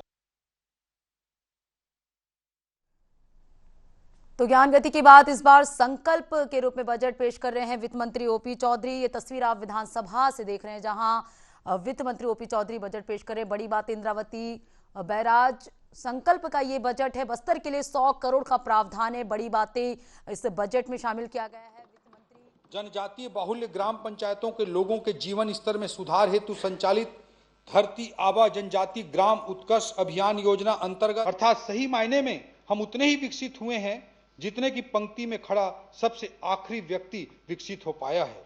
हमारा बजट इन्हीं वंचित, शोषित, गरीब वर्गों के लिए समर्पित है। खाद्य सभापति महोदय, हमने मुख्यमंत्री खाद्यान्न सहायता योजना अंतर्गत बजट में 5000 करोड़ का प्रावधान किया है एवं संपूर्ण पोषण सुरक्षा उपलब्ध कराने के उद्देश्य से चना, शक्कर, फोर्टिफाइड राइस, गुड़ तथा आयोडाइज नमक के लिए 1000 करोड़ का प्रावधान रखा है। सभापति महोदय, मैं संकल्प के अंत्योदय के अध्याय को हमारे बुजुर्गों, दिव्यांगजनों, विधवाओं, असहाय वर्गों के लोगों को समर्पित करना चाहूंगा। हमने यह प्रयास किया है कि अंत्योदय की सच्ची भावना के अनुरूप इन सभी के लिए सम्मान और सुरक्षा की व्यवस्था कर सके। सामाजिक सुरक्षा सहायता अंतर्गत विभिन्न पेंशन योजनाओं हेतु कुल 1422 करोड़ रुपए का प्रावधान किया गया है। सभापति महोदय, वरिष्ठ नागरिकों की गरिमा, स्वास्थ्य और सामाजिक सहभागिता को ध्यान में रखते हुए प्रदेश के प्रत्येक जिला मुख्यालय में सियानगुड़ी को वरिष्ठ नागरिकों के डे केयर सेंटर के रूप में। तो विधानसभा से तस्वीर आप देख रहे हैं जहां वित्त मंत्री ओपी चौधरी शायद सरकार का तीसरा बजट पेश कर रहे हैं। इस योजना हेतु इस बजट में 5 करोड़ रुपए का अतिरिक्त प्रावधान किया गया है। वित्त मंत्री ओपी चौधरी पेश कर रहे हैं। रायगढ़ के पंडरी पानी में 100 सीटर दृष्टि एवं श्रवण बाधित विद्यालय एवं छात्रावास के लिए 6 करोड़ और रायपुर के मठपुरैना में दृष्टि एवं श्रवण बाधित विद्यालय के लिए 2 करोड़ 50 लाख रुपए का अतिरिक्त प्रावधान किया गया है। राज्य के सभी 33 जिलों में नशा मुक्ति केंद्रों के संचालन के लिए 20 करोड़ रुपए का प्रावधान किया गया है। उभयलिंगी कल्याण बोर्ड के लिए भी इस बजट में प्रावधान किया गया है। जनजाति कल्याण सभापति महोदय,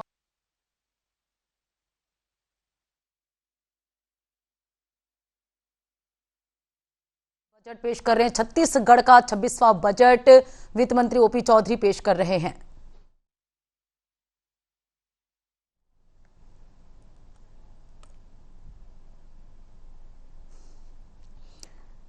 तो ये बड़ी बात है, रायपुर में बिजली लाइन अंडरग्राउंड होगी। वित्त मंत्री ओपी चौधरी बजट पेश कर रहे हैं। शायद सरकार का ये तीसरा बजट है। ओपी चौधरी वित्त मंत्री बजट पेश कर रहे हैं। तो ज्ञान गति की बात, इस बार संकल्प थीम पर बजट पेश किया जा रहा है। जल संसाधन के लिए 3500 करोड़ यहां पर राशि प्रावधान की गई है। बजट पेश कर रहे हैं वित्त मंत्री ओपी चौधरी। तो बस्तर में एजुकेशन सिटी के लिए 100 करोड़, बस्तर सरगुजा के लिए जो है 100 करोड़ का प्रावधान किया गया। 1,72,000 करोड़ का ये बजट है। मुख्यमंत्री सड़क योजना के लिए 200 करोड़ का प्रावधान किया गया है। छत्तीसगढ़ बजट 2026-27 आज वित्त मंत्री ओपी चौधरी पेश कर रहे हैं। और ये बड़ी बातें आपको ग्राफिक्स के माध्यम से आप महत्वाकांक्षी प्रधानमंत्री जनमन योजना अंतर्गत सड़क निर्माण के लिए 500 करोड़ तथा आवास निर्माण हेतु 200 करोड़ का प्रावधान किया गया है। जनजातीय बाहुल्य ग्राम पंचायतों के लोगों के जीवन स्तर में सुधार हेतु संचालित धरती आबा जनजाति ग्राम उत्कर्ष अभियान योजना अंतर्गत बुनियादी ढांचे, स्वास्थ्य, शिक्षा तथा आजीविका के क्षेत्र में मौजूद कमियों को दूर करने हेतु 200 करोड़ का प्रावधान किया गया है। मुख्यमंत्री बाल भविष्य सुरक्षा योजना अंतर्गत प्रदेश में 17 आवासीय विद्यालय संचालित हैं, जिसके लिए 72 करोड़ का प्रावधान किया गया है। साथ ही बीजापुर में प्रयास विद्यालय प्रारंभ करने हेतु प्रावधान इस बजट में विशेष रूप से किया गया है। विशेष पिछड़ी जनजातियों के लिए कोरबा जिले में आवासीय विद्यालय निर्माण के लिए 5 करोड़ तथा बालक क्रीड़ा परिसर के निर्माण हेतु 10 करोड़ का प्रावधान कोरबा के लिए किया गया है। एक प्रयास विद्यालय, एक क्रीड़ा परिसर, 22 अनुसूचित जनजाति प्री मैट्रिक एवं पोस्ट मैट्रिक बालक बालिका छात्रावास भवनों के निर्माण हेतु 75 करोड़ रुपए का अतिरिक्त प्रावधान किया गया है। सभापति महोदय, हमारी सरकार ने इस वर्ष जनजातीय संस्कृति को देश दुनिया तक पहुंचाने के लिए एक नई पहल के रूप में जनजातीय सुरगुड़ी स्टूडियो की शुरुआत करने का निर्णय लिया है। इसके लिए भी बजटीय प्रावधान किया गया है। सभापति महोदय, अनुसूचित जनजाति बाहुल्य ग्राम पंचायतों में बैगा एवं पुजारी को प्रोत्साहन राशि दिए जाने का निर्णय लिया गया है। इसके लिए बजट में 3 करोड़ से अधिक का प्रावधान किया गया है। अनुसूचित जाति कल्याण। सभापति महोदय, अनुसूचित जाति कल्याण विभाग को व्यवस्थित, सक्षम एवं क्रियाशील बनाने हेतु विभागाध्यक्ष कार्यालय का सेटअप बजट में प्रावधानित किया जा रहा है।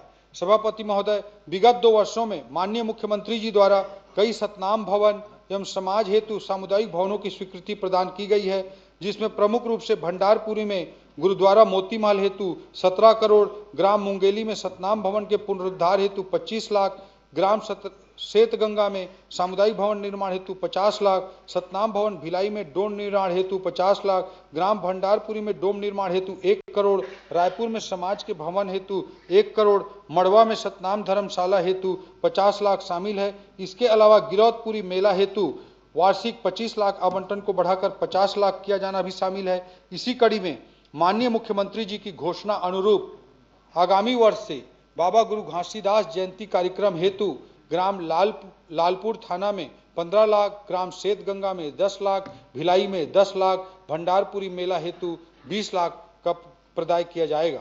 इसके साथ ही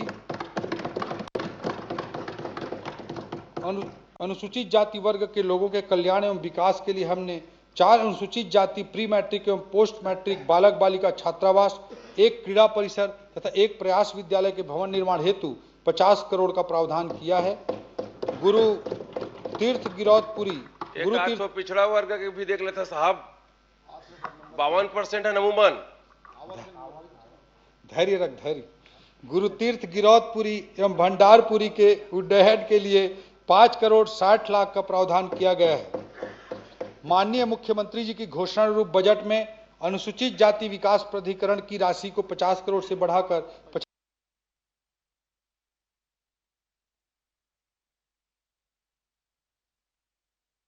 70 करोड़ प्रावधानित किया गया है। अन्य पिछड़ा वर्ग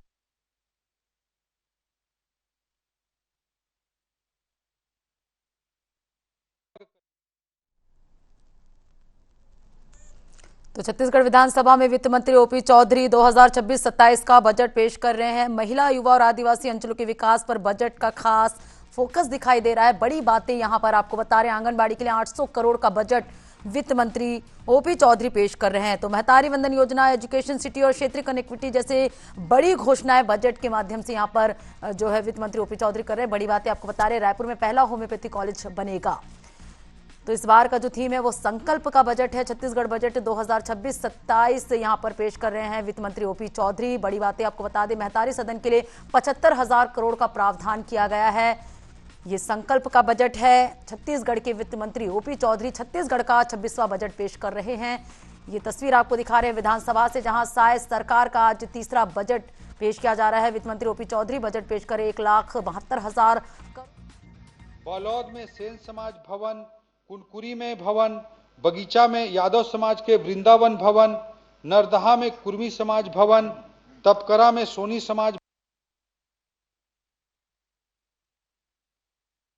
भवन, साहू समाज हेतु श्री नर्मदा खंड में भवन, मुंगेली में भवन, ग्राम कांदुल में आवंटित 5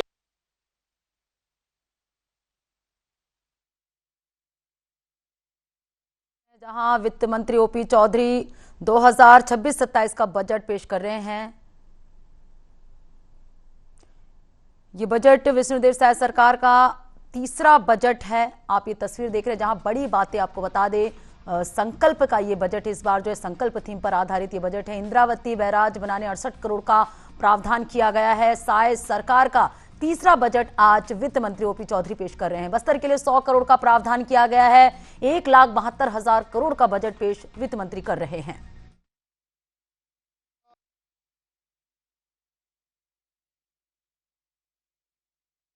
यानी कि सभापति महोदय, हमारी सरकार ने खाद्य तेल के उत्पादन को बढ़ावा देने के लिए ऑयल पाम की खेती करने वाले कृषकों को केंद्र सरकार द्वारा प्रदान किए जा रहे अनुदान के अतिरिक्त टॉप अप प्रदान करने का निर्णय लिया है।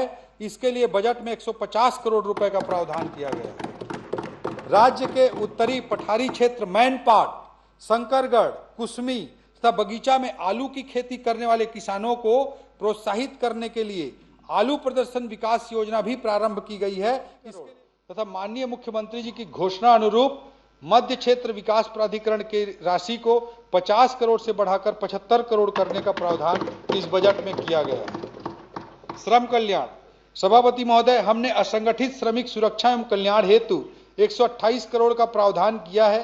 रायपुर एवं इसके आसपास के क्षेत्रों में तीव्रता के साथ औद्योगिकरण हो रहा है, जहां काम करने के लिए प्रवासी श्रमिक अन्य जिलों एवं विभिन्न क्षेत्रों से आते हैं, जिनके पास रहने की कोई आवासीय सुविधा नहीं होती है।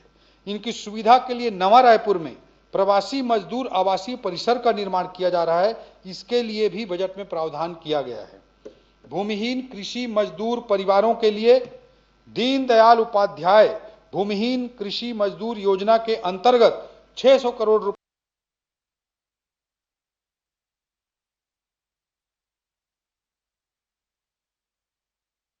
योजना के लिए बजट में 200 करोड़ रुपए का प्रावधान किया गया है।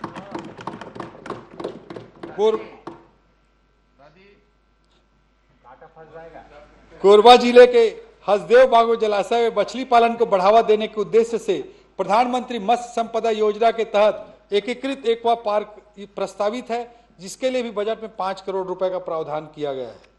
पशुधन विकास, सभापति महोदय, यह अवसर उन लाखों चरवाहों, गोपालकों और पशुपालकों के प्रति कृतज्ञता व्यक्त करने का है जो हमारी ग्रामीण अर्थव्यवस्था के असली स्तंभ हैं।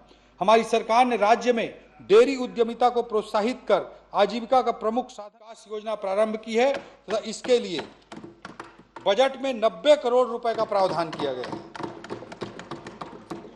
इस योजना के तहत रायपुर, बिलासपुर एवं जगदलपुर के मिल्क प्रोसेसिंग सेंटर का उन्नयन भी शामिल है। पशुओं के नस्ल सुधार तथा दूध उत्पादन में वृद्धि के उद्देश्य से समग्र पशु संवर्धन योजना के लिए 8 करोड़ का प्रावधान किया गया है। पशुओं को वर्ष भर हरा चारा की उपलब्धता सुनिश्चित कराने की दृष्टि से हरा चारा उत्पादन योजना हेतु 10 करोड़ का प्रावधान किया गया है। ग्रामोद्योग, सभापति महोदय, हस्तशिल्प हमारे राज्य में न केवल कला, संस्कृति एवं कौशल का संगम है, बल्कि आजीविका के क्षेत्र में भी हस्तशिल्प का व्यापक प्रभाव है। ढोकरा आर्ट हो, बांस कला हो या फिर माटी कला, बड़ी संख्या में ऐसे परिवार हैं जो इन पर निर्भर करते हैं। इनके द्वारा बनाए गए उत्पादों को सही बाजार और सही दाम मिले तो न केवल कला और हुनर का सम्मान होगा, बल्कि ऐसे परिवारों के जीवन स्तर में भी सुधार होगा। इसलिए हमने यह निर्णय लिया है कि देश के 5 प्रमुख शहरों के एयरपोर्ट पर शोरूम खोले जाएंगे। इसके लिए भी हमने बजटीय प्रावधान किया है। हस्तशिल्पियों को राष्ट्रीय और अंतर्राष्ट्रीय स्तर के मेलों, प्रदर्शनियों में भाग लेने के लिए वित्तीय सहयोग के लिए भी बजट में प्रावधान किया गया है। माननीय प्रधानमंत्री जी की पहल से रायपुर में यूनिटी मॉल का निर्माण हो रहा है, जिससे हस्तशिल्पियों के द्वारा निर्मित प्रोडक्ट्स को आधुनिक प्लेटफॉर्म मिलेगा। इसके लिए 93 करोड़ रुपए का प्रावधान किया गया है। सभापति महोदय, माटी शिल्प कला के नए डिजाइन तैयार करने एवं उन्हें बाजार के लिए आकर्षक स्वरूप देने के लिए कुनकुरी के ग्राम गोरिया में ग्लेजिंग यूनिट की स्थापना की जाएगी। इसके लिए 2 करोड़ 86 लाख रुपए का प्रावधान किया गया है। सभापति महोदय, संकल्प थीम की अंतिम कड़ी पी अर्थात पॉलिसी से परिणाम तक है। पी अर्थात पॉलिसी से परिणाम तक है। महोदय, चाणक्य ने कहा है, लोक प्रशासन का चरित्र उसकी नीतियों में समाहित होता है और उन नीतियों का मूल्य उसके उद्देश्य से नहीं, उसके परिणाम से आंका जाना चाहिए। नीति वह सार्थक है जो लोक कल्याण, प्रभावी क्रियान्वयन और अनुशासन के साथ धरातल पर परिणाम दे। सभापति महोदय, नीति का क्या परिणाम हो सकता है, इसका उदाहरण है कि हमारी सरकार ने अंतर्राष्ट्रीय क्रिकेट स्टेडियम को छत्तीसगढ़ स्टेट क्रिकेट संघ के माध्यम से संचालित करने का निर्णय लिया और इससे 2 महीनों में ही रायपुर में 2 अंतर्राष्ट्रीय match, India versus south Africa, India versus New Zealand का आयोजन संभव हो पाया। जिसमें सभापति महोदय, टिकट नहीं हमने मिला, प्रशासनिक सुधारों से विधायक लोगों को टिकट नहीं मिला महोदय, आपको भी नहीं मिला था। पहली बार हुआ है। बैठिए, तो फ्री में लेना चाहिए क्या विधायकों चर्चा को? में बोल लीजिएगा। फ्री में क्यों लेना चाहिए विधायकों को? पूरी जनता को जैसे मिलता है वैसे ही मिलना चाहिए। वित्त मंत्री के सभापति महोदय, हमने प्रशासनिक सुधारों से सरकारी कामकाज में ईमानदारी, पारदर्शिता और जवाबदेही सुनिश्चित करने का काम किया है। भाजपा के अध्यक्ष का भी समर्थन नहीं है, पार्टी का समर्थन नहीं है आपको। देख लिया आपके अध्यक्ष कहाँ है। स्वयं चंद्राकर जी एक काला जैकेट पहन के आए। संगठन के काम में एक गए। भी वरिष्ठ अभी तक स्वागत नहीं किए हैं आपके भाषण हो का। गया। अब सभापति महोदय, मंत्री जी सभा बैठिए ना, उतना उनको बोलना है, आप सुन लीजिए। आप बोलिए मंत्री जी। जी, सभापति महोदय, हमारी सरकार प्रथम दिवस से प्रशासनिक सुधार के लिए संकल्पित तथा प्रयासरत रही है। मंत्रालय से लेकर जिला स्तर तक ई फाइल के माध्यम से सरकारी कामकाज का क्रियान्वयन हो रहा है। बायोमेट्रिक अटेंडेंस हो रहा है। हितग्राही मूलक योजनाओं में हितग्राहियों का ई-केवाईसी जैसे अनेक रिफॉर्म्स उसी सोच के परिणाम है। सभापति महोदय, योजनाओं की प्रगति की समीक्षा स्वयं माननीय मुख्यमंत्री जी के द्वारा अटल मॉनिटरिंग पोर्टल के माध्यम से की जा रही है। यह प्रयास किया जा रहा है कि राज्य में सभी जिलों के मध्य विभिन्न योजनाओं में स्वस्थ प्रतिस्पर्धा हो, जिले नवाचार के लिए प्रेरित हों और जो अच्छे काम हो दूसरे जिले उनका अनुसरण करें। सुशासन एवं अभिसरण विभाग के माध्यम से जिलों और विभागों को पुरस्कृत भी किया गया है जिन्होंने अच्छी कार्य योजना बनाकर शासकीय योजनाओं का सफल क्रियान्वयन किया है। सभापति महोदय, हमारे संकल्प पत्र में जनता से किए गए वादों को सर्वोपरि मानते हुए हमने उन्हें पूर्ण करने का हर संभव प्रयास किया। मोदी की गारंटी के रूप में किए गए भगीरथ संकल्प को पूरा हमने किया है। मोदी जी की रिफॉर्म एक्सप्रेस पर सवार होकर हमारी सरकार पॉलिसी से परिणाम तक का सफर साए साए तय कर रही है। 5 साल देख के हम आए बाएं हो गए हैं। वित्तीय रिफॉर्म्स, सभापति महोदय, कार्य निष्पादन में गति लाने के लिए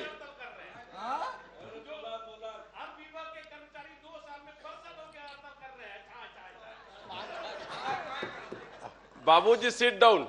सभापति महोदय, कार्य निष्पादन में गति लाने के लिए वित्त विभाग द्वारा सभी विभागों के लिए वित्तीय अधिकारों के प्रत्यायोजन सीमा को बढ़ाई गई है।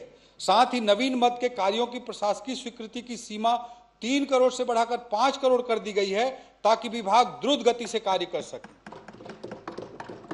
हमने पिछले बजट में छत्तीसगढ़ पेंशन फंड तो Chhattisgarh growth and stability fund के गठन का निर्णय लिया था, जिसे हमने पूर्ण भी कर लिया है तथा इस बजट में इसके लिए हमने क्रमशः 500 करोड़ रुपए और 250 करोड़ रुपए का प्रावधान किया है। सभापति महोदय, रिफॉर्म्स के क्रम को आगे बढ़ाते हुए Chhattisgarh state financial services limited की स्थापना किया जाना भी इस बजट में प्रस्तावित है, जो राज्य के विकास के लिए उचित दरों पर फंड उपलब्ध कराने के इनोवेटिव प्रयास करेगी। इस संस्थान की स्थापना के लिए इस बजट में प्रावधान किया गया है। रियल टाइम पेमेंट एसएनए स्पर्श के क्रियान्वयन में छत्तीसगढ़ राज्य देश में अव्वल रहा, जिसके लिए केंद्र से राज्य को 500 करोड़ रुपए की अतिरिक्त राशि प्राप्त हुई है। एसएनए स्पर्श के सुचारू संचालन के लिए सेंट्रल ट्रेजरी स्थापना हेतु भी इस बजट में प्रावधान किया गया है। हम अगले वित्तीय वर्ष से राज्य पोषित योजनाओं के लिए भी एसएनए मॉडल लागू करने का प्रयास करेंगे। सभापति महोदय, छत्तीसगढ़ राज्य के गठन के प्रावधानों के तहत अविभाजित मध्य प्रदेश एवं शासकीय सेवकों के पेंशन भुगतान की जिम्मेदारी मध्य प्रदेश एवं छत्तीसगढ़ दोनों की संयुक्त रूप से है। पेंशनरों का डेटाबेस डिजिटाइज नहीं होने तथा पेंशन भुगतान को ट्रैक करने की कोई व्यवस्था नहीं होने के कारण लेखा मिलान सुव्यवस्थित नहीं था। हमने 8 महीनों की कड़ी मेहनत से पेंशनरों का डेटाबेस डिजिटाइज किया, जिसके विश्लेषण से यह ज्ञात हुआ कि हमें मध्य प्रदेश से आगामी वर्षों में 10,000 करोड़ से अधिक की राशि मिलने जा रही है एवं पेंशन के व्यय भार में भी हर वर्ष इससे कमी आएगी। राज्य में हमारे द्वारा किए गए रिफॉर्म्स के एवज में केंद्र सरकार से एससीए अंतर्गत प्राप्त राशि में अप्रत्याशित वृद्धि हुई है। हमें 2 वर्षों में लगभग 13,000 करोड़ रुपए एससीए के अंतर्गत केंद्र से मिले हैं, जो 2020-21 में मात्र 286 करोड़ रुपए था। राजस्व रिफॉर्म्स, सभापति महोदय, राजस्व कार्यों में पारदर्शिता, सरलता और दक्षता लाने के लिए हमने अनेक सुधार किए हैं, जिसमें स्वतः नामांतरण, ऑटो म्यूटेशन, ऑटो डाइवर्सन, जियो रिफरेंसिंग इत्यादि शामिल हैं। इन सुधारों को आगे बढ़ाते हुए हम एकीकृत प्लेटफॉर्म उपहार लागू करेंगे, जिसके लिए 25 करोड़ रुपए का इस बजट में प्रावधान किया गया है। प्रदेश में अविवादित नामांतरण, बंटवारा एवं राजस्व प्रकरणों के त्वरित निराकरण एवं फेसलेस व्यवस्था के निर्माण के लिए साइबर तहसील की स्थापना की जाएगी। इसके लिए भी इस बजट में प्रावधान किया गया है। सभापति महोदय, राजस्व व्यवस्था के प्रशासनिक सुदृढ़ीकरण हेतु नरहरपुर, कांकेर एवं अंबागढ़ चौकी में नए एसडीएम कार्यालय भी खोले जाएंगे। पंजीयन रिफॉर्म्स, सभापति महोदय, 10 क्रांतिकारी रिफॉर्म्स ने पंजीयन व्यवस्था की तस्वीर बदली है। ऑनलाइन सर्च एवं डाउनलोड, भार मुक्त प्रमाण पत्र, व्हाट्सएप सूचना सेवा, मॉडल रजिस्ट्री ऑफिस जैसी सुविधाएं अब नागरिकों को उपलब्ध हैं। इन सुविधाओं को आगे बढ़ाने के लिए 10 करोड़ रुपए का प्रावधान रखा गया है। सभापति महोदय, भाटापारा, भिलाई, केशकाल सहित 15 स्थानों में मॉडल उप पंजीयक भवन के लिए भी बजटीय प्रावधान किया गया है। जीएसटी रिफॉर्म्स, सभापति महोदय, माननीय प्रधानमंत्री श्री नरेंद्र मोदी जी ने एक राष्ट्र एक कर के रूप में जीएसटी व्यवस्था को लागू किया। कर व्यवस्था में जो एक क्रांतिकारी सुधार का जो आगाज हुआ है, इसी के तार्किक क्रम में व्यापारियों और नागरिकों की सुविधा की दृष्टि से जीएसटी 2.0 रिफॉर्म लाया गया। राज्य शासन ने business intelligence unit, GST call centre, ease of doing business cell की स्थापना जैसे तकनीकी सुधार कर जीएसटी रिफॉर्म को और कारगर बनाया है। तकनीकी सुधारों को निरंतर गति प्रदान करने के लिए सूचना प्रौद्योगिकी अंतर्गत 25 करोड़ रुपए का प्रावधान किया गया है। सभापति महोदय, इसके साथ ही हम जनता की समस्याओं के निराकरण हेतु मुख्यमंत्री हेल्पलाइन पोर्टल की शुरुआत करने जा रहे हैं। इसके लिए बजट में 22 करोड़ रुपए का प्रावधान किया गया है। सभापति महोदय, विकसित छत्तीसगढ़ हेतु छत्तीसगढ़ अंजोर विजन 2047 के बेहतर और व्यवस्थित क्रियान्वयन के लिए एक प्रोजेक्ट मॉनिटरिंग यूनिट की स्थापना के लिए भी 3 करोड़ का बजटीय प्रावधान किया गया है। ग्राम पंचायत स्तर पर होने वाले विकास कार्यों के क्रियान्वयन में पारदर्शिता के साथ साथ जन भागीदारी सुनिश्चित करने के लिए माननीय मुख्यमंत्री जी के निर्देश पर हमारी सरकार ने यह भी निर्णय लिया है कि 50 लाख तक होने वाले सभी विभागों के निर्माण कार्यों की एजेंसी यथासंभव ग्राम पंचायत ही रहेगी। सभापति महोदय, हम यह प्रयास करेंगे कि संकल्प के माध्यम से जन भावना की आकांक्षाओं को पूरा करें, अपनी नीतियों और योजनाओं को धरातल पर उतारें। अगले क्रम में कुछ प्रमुख विभागों से संबंधित उपलब्धियों और प्रावधानों को मैं सदन के पटल पर प्रस्तुत करना चाहूंगा। सभापति महोदय, ग्रामीण विकास, जब भी कोई अर्थव्यवस्था तीव्र गति से आगे बढ़ती है तो यह आशंका स्वाभाविक रूप से मन में जन्म लेती है कि कहीं विकास की इस दौड़ में गांव शहरों से पीछे न छूट जाएं। गांव और शहरों में विकास के समान संसाधन और समान अवसर उपलब्ध हों, यही हमारी सरकार के लिए विकास का पैमाना है। महोदय, हमने प्रधानमंत्री ग्राम सड़क योजना अंतर्गत इस वर्ष 1700 करोड़ से अधिक का प्रावधान किया है, जिसमें लोरमी पंडरिया रोड से सिंघनपुरी, सिलतरा से बेलसरा, टेकड़ से सेलर वाया कबीरपारा, रबेली रोड से जरती, हदबंद से शिकारी केसली वाया जांगड़ा, भिलाई बाजार से कटसीरा अखरापाली, बैकुंठपुर से सराई गहना, दुलदुला से कुनकुरी लावाकेरा वाया चटकपुरी लोटापानी, फरसागुड़ा से कुंगारपाल, बड़े डोंगर से कोनगुड़, पिकरी से नवलपुर, करौधा से पाकरडीह तथा जोबा से पीढ़ी सिरपुर समेत 70 नवीन सड़कें एवं 21 पुल जैसे कार्य भी इस बजट में शामिल हैं। इसके साथ ही मुख्यमंत्री ग्राम सड़क योजना अंतर्गत कोर्रा से टिपानी पहुंच मार्ग, सिंहपुर मोहेरा सराई रुख से बेंद्रा चुआ, पारा गांव से देवरी वाया सलौनी, कोरना मुख्य मार्ग से कछुआ टांगर, बनगांव आश्रम चौक से मुड़ा टोली, झाल सिंहपुर से खंडसरा, माटी पहाड़ छर्रा, बरगोड़ा से तोलमा, पासीत से बासीन, खुटेरी से ठाकुर टोला, उड़ेला से नेवधा जैसे एक जिला भी बता दो भाई। अब मंत्री के पास तो कोई काम नहीं रहेगा, आप सभी बता रहे हैं तो गांव के पास जिला भी बता दीजिए। पूरा लिखा हुआ है। हाँ, जैसे 150 से अधिक नवीन सड़कों सहित कुल लागत राशि 475 करोड़ रुपए का प्रावधान इस बजट में किया गया है। मुख्यमंत्री ग्राम गौरव पथ योजना हेतु 100 करोड़ रुपए का प्रावधान रखा गया है। सभापति महोदय, हमने लोगों के आवास के अधिकार की लड़ाई लड़ी थी, मोर आवास मोर अधिकार का अभियान चलाया था, और जब से हमारी सरकार आई है हमने 26 लाख आवासों की स्वीकृति प्रदान की है। इस बजट में भी हमने प्रधानमंत्री आवास योजना ग्रामीण हेतु 4,000 करोड़ रुपए का प्रावधान किया है। अभी किस्त विस्त मिले नहीं है ना, पुराना लेकिन किस्त आए नहीं अभी तक महोदय जी। और रेताला फिल्म दे वो कह रहा, तो बेचारे उधार हो जाता हूँ। रेताला फिल्म दे वो कह रहा, लेकिन पैसा लेते, रॉयल्टी लेते होकर सदन में बोल रहा है। प्रधानमंत्री उसका रेट को बढ़ाया जाए, आवास योजना ग्रामीण का दर हेतु को बढ़ाया जाए, 4,000 करोड़ का प्रावधान किया गया। दर को बढ़ाया जाए। सभापति महोदय, वर्ष 2005 में वित्त मंत्री जी के भाषण में इतना ज्यादा टोका टाकी ठीक नहीं है। अभी तो बहस होगी, अब एक आध बड़े नेता कर लिए, ठीक है महोदय। सभापति अधिकार है। सभापति महोदय, बाकी मंत्रियों के लिए कुछ छोड़ेंगे कि नहीं सभापति महोदय? माननीय सभापति, बड़ा बजट है तो करोड़ का बता रहे हैं वो। सुनिए, वित्त मंत्री पहला बार गांव को 16 को बता रहे हैं, अब मंत्री जो कुछ नहीं छोड़ अपने रहे बजट में क्या बोलेंगे, उन लोगों को नहीं छोड़ रहा है। सभापति महोदय, इसलिए तो हम लोग थक गए। वर्ष 2005 में जी हमने प्रधानमंत्री आवास योजना ग्रामीण हेतु 4,000 करोड़ का प्रावधान रखा है।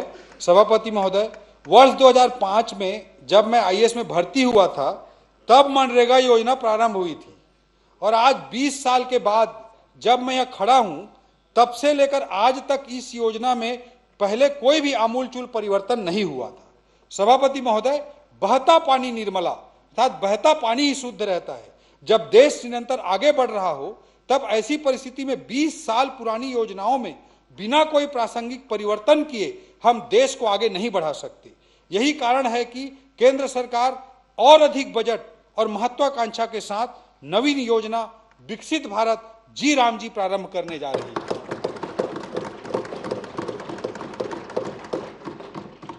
शुरू से बोल रहे थे जी राम जी को, अध्यक्ष महोदय जी वोट में तब्लीग करेंगे, जी राम को भी छोड़े नहीं हो। श्यामा प्रसाद मुखर्जी विकसित भारत जी राम जी योजना केवल विकास कार्यक्रम नहीं है, यह संकल्प है ग्रामों को आत्मनिर्भर इकाई में परिवर्तित करने का। इस योजना में मनरेगा के 100 दिन की तुलना में 125 दिनों के रोजगार की गारंटी तथा मजदूरी भुगतान की सीमा 15 दिन के स्थान पर 7 दिन, लिए जाने वाले कार्यों का विस्तारित दायरा जैसे अनेक प्रावधान हैं जो इस योजना को विकासोन्मुखी एवं अधिक प्रभावशील बनाते हैं। विकसित भारत जी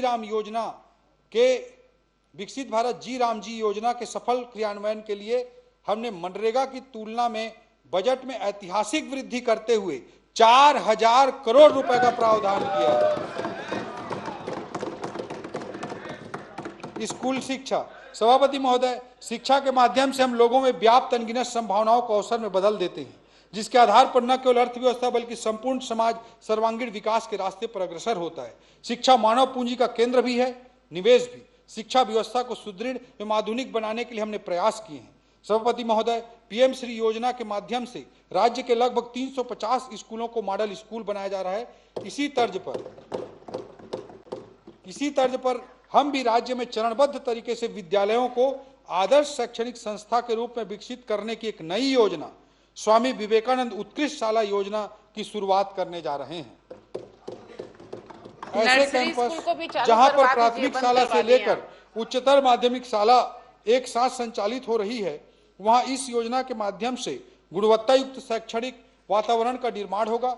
प्रथम चरण में इसमें 150 विद्यालय चयनित किए जाएंगे, तो इसके लिए 100 करोड़ का बजटीय प्रावधान किया गया है।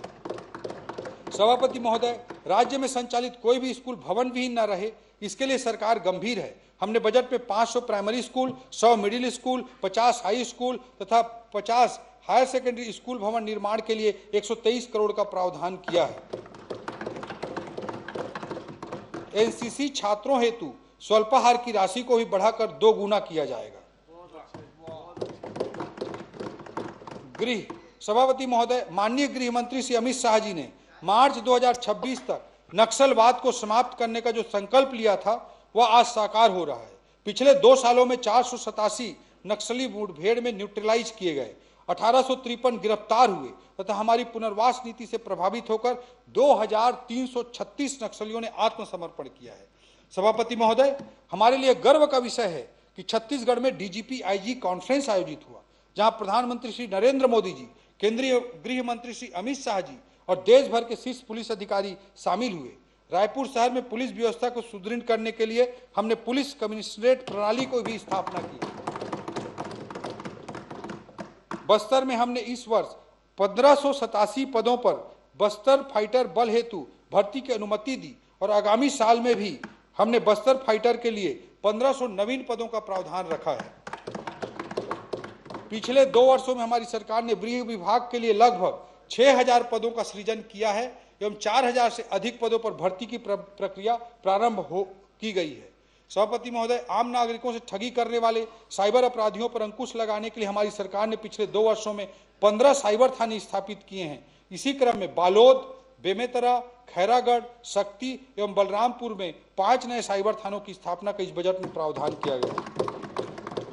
सभापति महोदय, सरवना और जरवाय रायपुर, पोटाली दंतेवाड़ा, सिलगेर सुकमा, पुजारी बीजापुर, कोरचोली कांकेर तथा गारपा नारायणपुर सहित कुल 15 नए पुलिस थाने स्थापित किए जाने के लिए बजट में प्रावधान है। महिलाओं के विरुद्ध अपराधों पर प्रभावी नियंत्रण के लिए हमने महिला थानों की संख्या को भी बढ़ाकर 10 कर दिया है। इसके साथ साथ सन्ना जसपुर, मोहन नगर दुर्ग, तेलीबांधा रायपुर, सिटी कोतवाली मनेन्द्रगढ़, चर्चा कोरिया सहित 25 पुलिस थानों हेतु नवीन भवन के निर्माण का इस बजट में प्रावधान किया गया है। अपराध की विवेचना विज्ञान और साक्ष्य आधारित हो, इसके लिए पुलिस विभाग में सीन ऑफ क्राइम यूनिट की स्थापना की जा रही है। इसके लिए बजट में 3 करोड़ 50 लाख का प्रावधान किया गया है। 16 जेलों में प्रिजन कॉलिंग सिस्टम हेतु 1 करोड़ का प्रावधान किया गया है। वन एवं जलवायु परिवर्तन। सभापति महोदय, वनांचल क्षेत्र न केवल पर्यावरण के लिए महत्वपूर्ण है, बल्कि यहाँ होने वाले वनोपज से संबंधित व्यापार पर राज्य की बड़ी आबादी आजीविका के लिए निर्भर है। वनोपज संग्राहकों एवं वन प्रबंधन समितियों की बेहतर आय निरंतर बनी रहे, इसके लिए वनों के संरक्षण हेतु 930 करोड़ का प्रावधान रखा गया है। इसके साथ ही वन विभाग में 1000 से अधिक पदों का सृजन हेतु भी प्रावधान किया गया है। सभापति महोदय, हमने चरण पादुका योजना अंतर्गत 60 करोड़, तेंदुपत्ता पारिश्रमिक हेतु 204 करोड़, राजमोहिनी देवी तेंदुपत्ता संग्राहक सामाजिक सुरक्षा योजना के लिए 50 करोड़ का प्रावधान किया है। प्रदेश में स्थित राष्ट्रीय उद्यान एवं अभयारण्यों के विकास के लिए 11 करोड़ का पृथक प्रावधान किया गया है। पर्यटन एवं संस्कृति। सभापति महोदय, जिहाँ दाई कौशल्या के शक्ति है, औ माँ कर्मा के भक्ति है, बाबा घासी के तप है, संत वल्लभ के जप है। जहाँ दाई कौशल्या के शक्ति है, औ माँ कर्मा के भक्ति है, बाबा घासी के तप है, संत वल्लभ के जप है। सरगुजा ले बस्तर तक जिहाँ के सबो रपटा पथरा और रस्ता, इतिहास के जिंदा प्रमाण है। जेकर कन कनमा हमर वीर पुरखा के त्याग और बलिदान है। माँ दंतेश्वरी, माँ बमलेश्वरी, माँ महामाया के अचरा माँ बसे, हमर छत्तीसगढ़ महान है, हमर छत्तीसगढ़ महान है। सभापति महोदय, छत्तीसगढ़ आस्था पथ शक्तिपीठ भ्रमण योजना प्रारंभ करने के लिए हमने इस बजट में प्रावधान किया है, जिसमें 5 शक्तिपीठों का भ्रमण एवं दर्शन कराया जाएगा। इसके लिए 5 करोड़ रुपए का शुरुआती प्रावधान किया गया है। इसके अलावा हमने प्रदेश के 5 शक्तिपीठों कुदरगढ़, डोंगरगढ़, रतनपुर, चंदरपुर एवं दंतेवाड़ा को शक्तिपीठ सर्किट के रूप में विकसित करने के लिए भी बजटीय प्रावधान किया है। सभापति महोदय, माननीय मुख्यमंत्री जी की घोषणा अनुरूप माता राजिम की भव्य कांस्य प्रतिमा स्थापित करने के लिए इस बजट में 5 करोड़ रुपए का बजटीय प्रावधान किया गया। सभापति महोदय, छत्तीसगढ़ के धार्मिक, सांस्कृतिक एवं ऐतिहासिक धरोहर सिरपुर के विकास के लिए नई परियोजनाओं का प्रावधान किया गया है, जिसमें global meditation centre, museum, Mahanadi तट पर रिवर फ्रंट, जन सुविधाओं के विकास तथा बृहद सड़कों के निर्माण हेतु 36 करोड़ शामिल हैं। श्री रामलला अयोध्या धाम दर्शन योजना से अब तक 42,000 से अधिक श्रद्धालुओं को प्रभु श्री रामलला का दर्शन कराया गया है। इस योजना के लिए इस बजट में 36 करोड़ रुपए का प्रावधान किया गया है। सभापति महोदय, प्रदेश को राष्ट्रीय अंतर्राष्ट्रीय स्तर पर इको टूरिज्म डेस्टिनेशन के रूप में पहचान दिलाने के लिए फिक्की के साथ MOU किया गया है। नई दिल्ली में छत्तीसगढ़ टूरिज्म रोड शो के माध्यम से राज्य को पर्यटन क्षेत्र में 500 करोड़ से अधिक का निवेश प्रस्ताव प्राप्त हुआ है। पर्यटन विभाग के द्वारा 350 करोड़ की लागत से चित्रोत्पला फिल्म सिटी तथा ट्राइबल एवं कल्चरल कन्वेंशन सेंटर विकसित किया जा रहा है। सभापति महोदय, राज्य में डबल इंजन की सरकार होने का फायदा हमें पर्यटन विकास में भी मिल रहा है। केंद्र की स्वदर्शन योजना 2.0 के तहत कबीर धाम के भोरम देव मंदिर परिसर के छेरकी महल, मड़वा महल, सरोधा डैम इत्यादि के लिए 146 करोड़ के विकास कार्यों की स्वीकृति शासन द्वारा प्रदान कर दी गई। शासकीय विद्यालयों के प्रतिभाशाली छात्रों को छत्तीसगढ़ के भ्रमण कराने के लिए छत्तीसगढ़ युवा दर्शन योजना प्रारंभ की जाएगी, जिसके लिए 5 करोड़ रुपए का शुरुआती बजटीय प्रावधान किया गया। सभापति महोदय, कोपरा जलाशय को वैश्विक स्तर पर रामसर साइट के रूप में मान्यता मिलना छत्तीसगढ़ के लिए गौरव का विषय है। यह राज्य का पहला रामसर साइट है। इस मान्यता से जैव विविधता संरक्षण के लिए जागरूकता बढ़ेगी तो प्रवासी पक्षियों एवं जलीय जीवन के संरक्षण के साथ इको टूरिज्म के नए अवसर विकसित होंगे।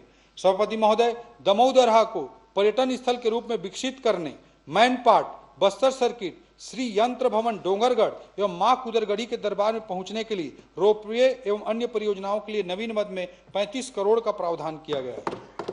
सभापति महोदय, रायपुर प्रवास के दौरान स्वामी विवेकानंद जी के निवास स्थल डे भवन को राष्ट्रीय स्मारक के रूप में विकसित कर इसका संरक्षण करने के लिए 5 करोड़ रुपए का प्रावधान किया गया है। सभापति महोदय,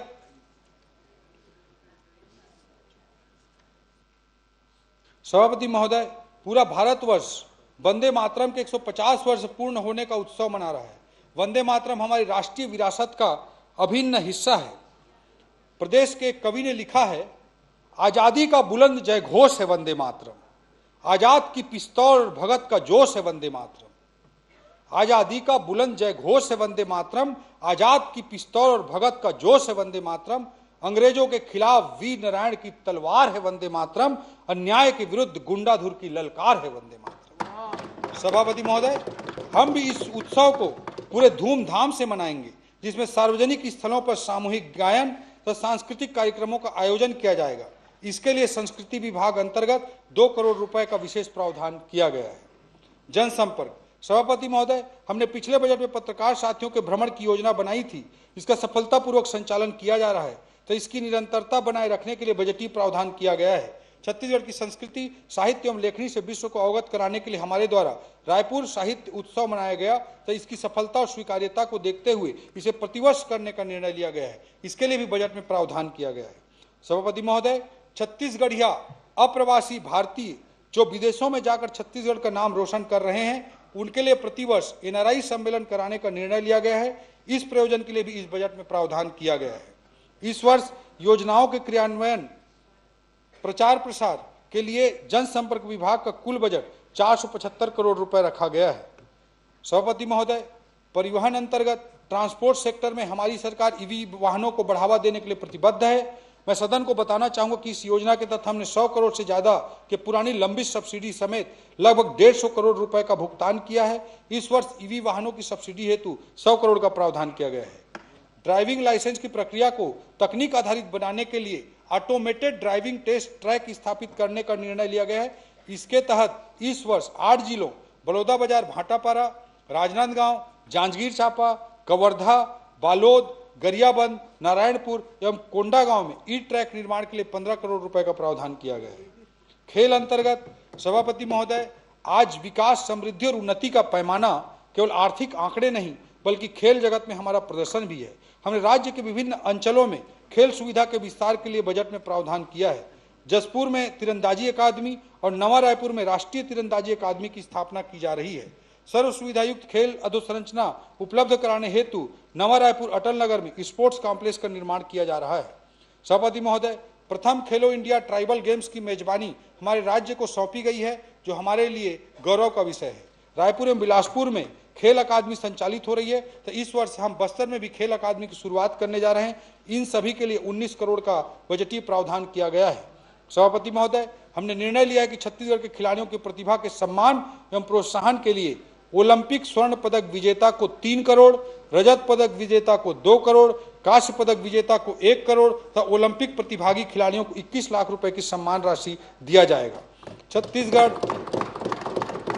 क्रीड़ा प्रोत्साहन योजना के लिए 57 करोड़ का प्रावधान किया गया है। सभापति महोदय, खेल अधोसंरचना विकास के तहत 45 करोड़ के नवीन निर्माण कार्यों को बजट में रखा गया है, जिसमें प्रमुख रूप से बालोद, सुकमा, जांजगीर चांपा, अंबिकापुर, रायपुर के सरोना तथा जसपुर के गारीघाट में स्टेडियम शामिल हैं।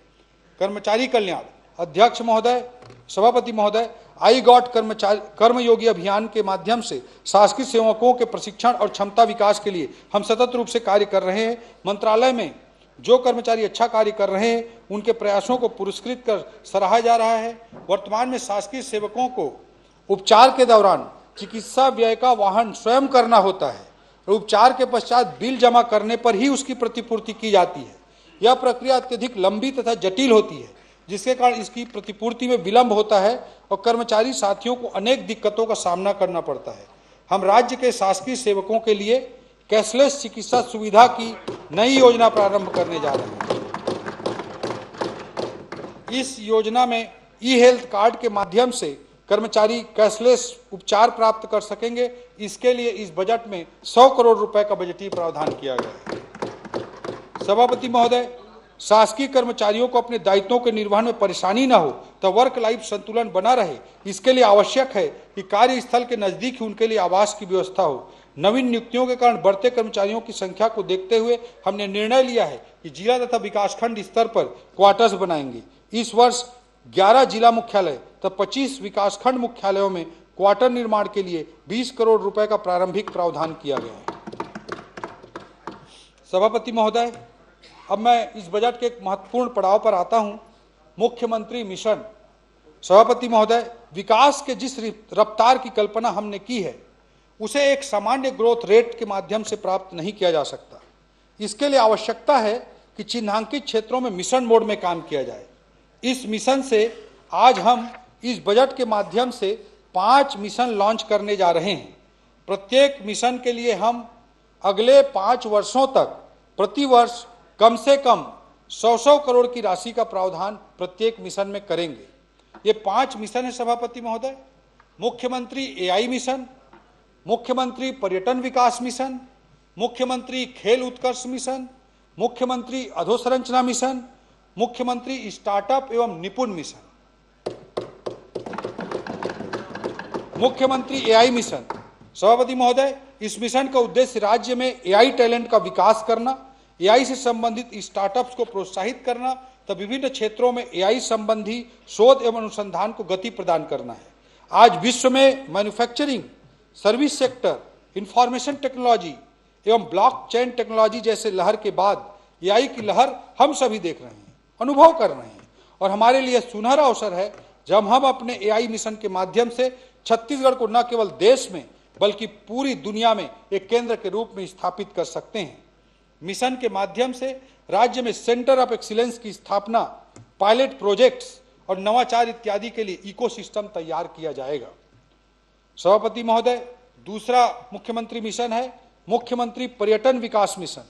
हमारे मुख्यमंत्री पर्यटन विकास मिशन का उद्देश्य है राज्य के पर्यटन स्थलों, टूरिस्ट सर्किट का विकास और संवर्धन, त्योहार मेलों, प्रदर्शनियों की ब्रांडिंग एवं उनकी विजिबिलिटी को राष्ट्रीय एवं अंतर्राष्ट्रीय पटल पर स्थापित करना।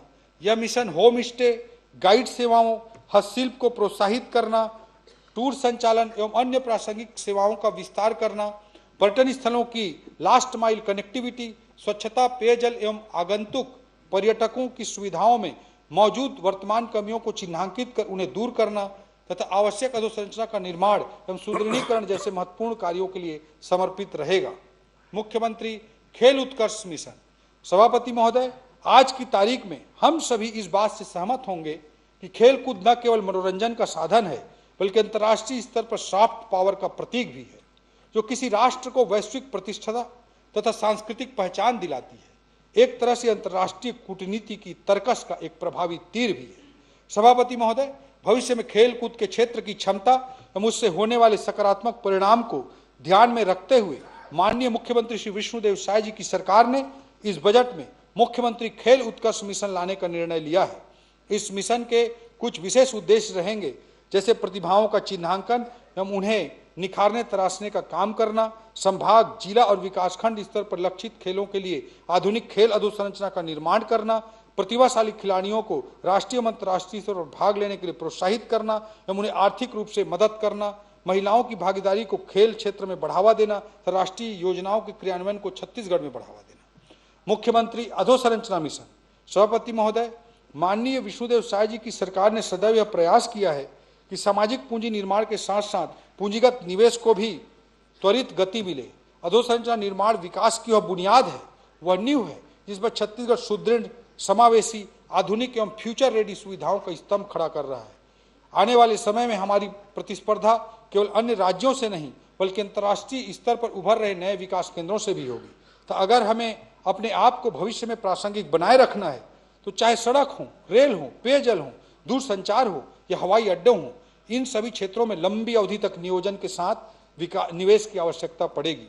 सभापति महोदय, इन सभी परिकल्पनाओं को फलीभूत करने के लिए आवश्यक है कि हम भविष्य के हिसाब से अधोसंरचना के लिए गैप एनालिसिस करें, राष्ट्रीय और अंतर्राष्ट्रीय वित्तीय संस्थानों के साथ साझा कार्यक्रम की संभावनाओं को तलाशें तो चल रही परियोजनाओं का माइलस्टोन तैयार कर समयावधि में पूर्ण करने हेतु आवश्यक कदम उठाएं। सभापति महोदय, 5वां मिशन है मुख्यमंत्री स्टार्टअप एवं निपुण मिशन। सभापति महोदय, इस मिशन के माध्यम से हमारे उन प्रयासों और संकल्पों को हम साकार करेंगे जिसके माध्यम से हम छत्तीसगढ़ के युवाओं को जॉब सीकर से जॉब क्रिएटर बनने के लिए उत्साहित करेंगे, उनको आवश्यक सहयोग प्रदान करेंगे और उनके सपनों को पंख देंगे। आज का समय दुनिया भर में उत्पन्न हो रहे नए अवसरों और संभावनाओं को तलाश कर अपने करियर को उस अनुरूप ढालने का है। किसी ने कहा है, अपनी बातों को तोलना होगा, यानी सूरज को बोलना होगा, धूप कमरे में यूं ना आएगी, उठ के दरवाजा तो खोलना होगा। धूप कमरे में यूं नहीं आएगी, धूप कमरे में यूं ना आएगी, उठ के दरवाजा तो खोलना होगा। मुख्यमंत्री स्टार्टअप एवं निपुण मिशन के माध्यम से हम उन युवा उद्यमियों का हाथ थामना चाहते हैं जिनके पास नई सोच, नई अवधारणाएं और अभिनव उद्यमी विचार तो हैं, किंतु संसाधनों और पहुंच के अभाव में वे संघर्ष कर रहे हैं। ऐसे युवाओं को तकनीकी, आर्थिक और संस्थागत सहयोग प्रदान कर हैंड होल्डिंग की जाएगी ताकि उनके विचार कॉन्सेप्ट से लेकर मार्केटेबल प्रोडक्ट तक की यात्रा सफलतापूर्वक पूरी कर सकें। सभापति महोदय, वर्तमान में एआई के दौर में तथा वैश्विक तथा राष्ट्रीय स्तर की अर्थव्यवस्था के बदलते स्वरूप की सच्चाई है कि उद्योग एवं सेवा क्षेत्र दोनों में नवीन कौशल एवं दक्षता की आवश्यकता है। यह कौशल किसी क्लासरूम या कॉलेज की 4 दीवारी मात्र से प्राप्त नहीं की जा सकती, अपितु इसके लिए उद्योग जगत के साथ मिलकर अप्रेंटिसशिप एवं प्रशिक्षण की व्यवस्था की आवश्यकता है। इसके साथ यह भी जरूरी है कि हम अपने राज्य की वर्कफोर्स का उन्नयन कर रोजगार के लिए तैयार करें, जिससे उन्हें उद्योग जगत की नई संभावनाओं से जोड़ा जा सके। मिशन निपुण, new age industry preparedness through upskilling of new generation youth, अर्थात निपुण के माध्यम से हम अपनी युवा शक्ति को आधुनिक तकनीक एवं कौशल से सुसज्जित कर उच्च आय के रोजगार के लिए तैयार करेंगे। वित्त आयोग की अनुशंसा। सभापति महोदय, चौथे राज्य वित्त आयोग की अनुशंसा को 16वें केंद्रीय वित्त आयोग की अवार्ड अवधि के समतुल्य करते हुए वर्ष 2026-27 से 2029-30 तक लागू किया जाएगा। स्थानीय निकायों को राज्य के शुद्ध कर राजस्व का 9% अंतरण करने का निर्णय लिया गया है। इसमें 70% राशि पंचायतों को और 30% राशि नगरीय निकायों को प्रदान की जाएगी। महोदय, अनुसूचित क्षेत्र की ग्राम पंचायतों को 2.5 लाख प्रतिवर्ष अतिरिक्त अनुदान भी सिफारिश अनुसार दिया जाएगा, जिसके लिए 120 करोड़ का अतिरिक्त प्रावधान किया गया है। नगरीय निकायों एवं ग्राम पंचायतों को राजस्व वृद्धि के लिए पुरस्कृत करने के उद्देश्य से उनके द्वारा कर राजस्व में 10% से अधिक वृद्धि के बराबर राशि परफॉर्मेंस ग्रांट के रूप में दी जाएगी। अब मैं बजट अनुमान पर आता हूं। सभापति महोदय, वर्ष 2026-27 में 1,72,000 करोड़ की कुल प्राप्ति का अनुमान है, जो गत वर्ष की अनुमानित प्राप्तियों से 4.2% अधिक है। कुल प्राप्तियों में राज्य की राजस्व प्राप्तियां 77,000 करोड़, केंद्र से प्राप्तियां 66,000 करोड़ एवं पूंजीगत प्राप्तियां 29,000 करोड़ अनुमानित हैं। वर्ष 2026-27 के लिए विनियोग का आकार 1,87,500 करोड़ का है। सकल व्यय से ऋणों की अदायगी हम पुनर्प्राप्तियों को घटाने पर शुद्ध व्यय 1,72,000 करोड़ अनुमानित है। राजस्व व्यय 1,45,000 करोड़ एवं पूंजीगत परिव्यय 27,000 करोड़ है। प्रदेश में अनुसूचित जनजाति वर्ग एवं अनुसूचित जाति वर्ग के विकास के लिए आदिवासी उप योजना मद में 34% एवं अनुसूचित जाति विशेष घटक योजना मद अंतर्गत 12% राशि का प्रावधान किया गया है। वर्ष 2026-27 के बजट में सामाजिक क्षेत्र के लिए 40%, आर्थिक क्षेत्र के लिए 36% एवं सामान्य सेवा क्षेत्र के लिए 24% का प्रावधान किया गया है। इस बार बजट में नवाचार करते हुए विभागों के बजट में ग्रीन बजटिंग किया गया है, तो हमारे बजट के कुल आकार में 14,300 करोड़ ग्रीन बजट को समर्पित है। राजकोषीय स्थिति वर्ष 2026-27 में राज्य का सकल वित्तीय घाटा 28,900 करोड़ अनुमानित है, जिसमें केंद्र से पूंजीगत व्यय हेतु विशेष सहायता ऋण 8,500 करोड़ शामिल है। राज्य का शुद्ध वित्तीय घाटा 20,400 करोड़ होगा, जो राज्य के सकल घरेलू उत्पाद का 2.87% है, जो FRBM सीमा के पूर्णतः अंदर है। राज्य की कुल राजस्व प्राप्तियां 1,43,000 करोड़ एवं कुल राजस्व व्यय 1,45,000 करोड़ अनुमानित है। अतः वर्ष 2026-27 में कुल 2,000 करोड़ का राजस्व घाटा रेवेन्यू डेफिसिट अनुमानित है। कर प्रस्ताव सभापति महोदय, महिलाओं के आर्थिक एवं सामाजिक सशक्तिकरण हेतु सरकार द्वारा किए जा रहे प्रयासों में निरंतरता रखते हुए एवं हमारे संकल्प पत्र के अनुरूप आगामी वर्ष से महिलाओं के नाम से अचल संपत्ति क्रय पर भारित पंजीयन शुल्क में आधी अर्थात 50% की छूट दिया जाना प्रस्तावित है। सभापति महोदय, सुशासन की परिभाषा क्या हो सकती है? सभापति महोदय, सुशासन की परिभाषा क्या हो सकती है? इस विद्वान सदन में उपस्थित प्रत्येक माननीय सदस्य के अपने अपने पैमाने और मापदंड हो सकते हैं, किंतु यदि कोई मुझसे यह प्रश्न करे, मैं पूर्ण विश्वास और दृढ़ प्रतिबद्धता के साथ यह कह सकता हूं कि माननीय मुख्यमंत्री श्री विष्णुदेव साय जी के नेतृत्व में सुशासन की यह सरकार नीति, न्याय, निवेश, निर्माण और नवाचार, नीति, न्याय, निवेश, निर्माण और नवाचार, इन पंच तत्वों पर आधारित है। हमारे संकल्प का कण कण इन्हीं पंच तत्वों से निर्मित है। यह संकल्प मात्र शब्दों की अभिव्यक्ति नहीं, बल्कि हमारी शासन दृष्टि का प्रतिरूप है, जो जनता के प्रति हमारी निष्ठा, प्रतिबद्धता और समर्पण का श्वेत पत्र है। सभापति महोदय, मैं राज्य के 3 करोड़ भाई बहनों को नमन करता हूं, जिनका आशीर्वाद, स्नेह और विश्वास हमें बड़े निर्णय लेने की शक्ति देता है, सुशासन के पथ पर अडिग रहने का संबल देता है और छत्तीसगढ़ के विकास की इस महायज्ञ में स्वयं की आहुति देने की प्रेरणा भी देता है। सभापति महोदय, अंत में मैं इन पंक्तियों के साथ अपनी बात को समाप्त करना चाहूंगा। जब जलती संकल्प की ज्वाला है, जब जलती संकल्प की ज्वाला है, तम का साहस खोता है। जब जलती संकल्प की ज्वाला है, तम का साहस खोता है। मन के संशय भय के बादल क्षण भर में छिड़ हो जाता है। जो ठान लिया अंतर्मन में वह पथ खुद बन जाता है। भाग्य नहीं पुरुषार्थ जगाता, मानव इतिहास बनाता है। विपदा चाहे वज्र बन आए, संकल्प न झुकने पाता है। दीप अकेला भी जल उठे तो रात स्वयं झुक जाता है। दीप अकेला जल उठे तो रात स्वयं भी झुक जाता है। अध्यक्ष महोदय, मैं आपका, माननीय मुख्यमंत्री जी का, अपने मंत्रिमंडल के सहयोगियों का, इस सदन में उपस्थित सभी सम्मानीय सदस्यों का अंतःकरण से धन्यवाद करता हूं। जय भारत, जय छत्तीसगढ़, वंदे मातरम। मैं आय व्यय पर सामान्य चर्चा के लिए दिनांक 26 एवं 27 फरवरी 2026 की तिथियां नियत करता हूं। आय व्यय में सम्मिलित अनुदानों की मांगों पर कटौती प्रस्तावों की सूचना बुधवार दिनांक 25 फरवरी 2026 को मध्याह्न 12:30 तक दी जा सकती है। कटौती प्रस्ताव के प्रपत्र सूचना कार्यालय से प्राप्त किए जा सकते हैं। सभा की कार्रवाई बुधवार दिनांक 25 फरवरी 2026 को 11 बजे बेहद निराश बोझिल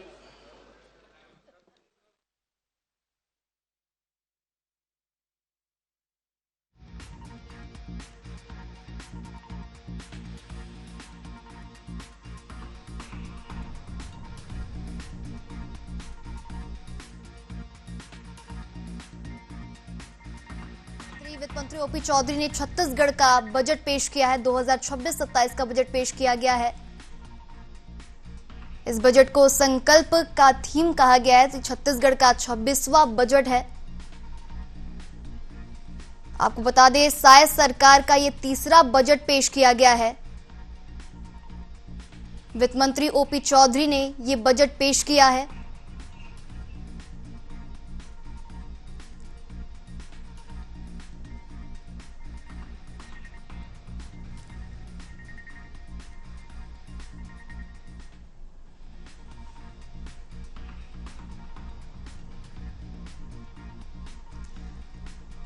आपको बता दें, भूमिहीन कृषि उन्नति योजना को भी 10,000 करोड़ रुपए का प्रावधान मिला है।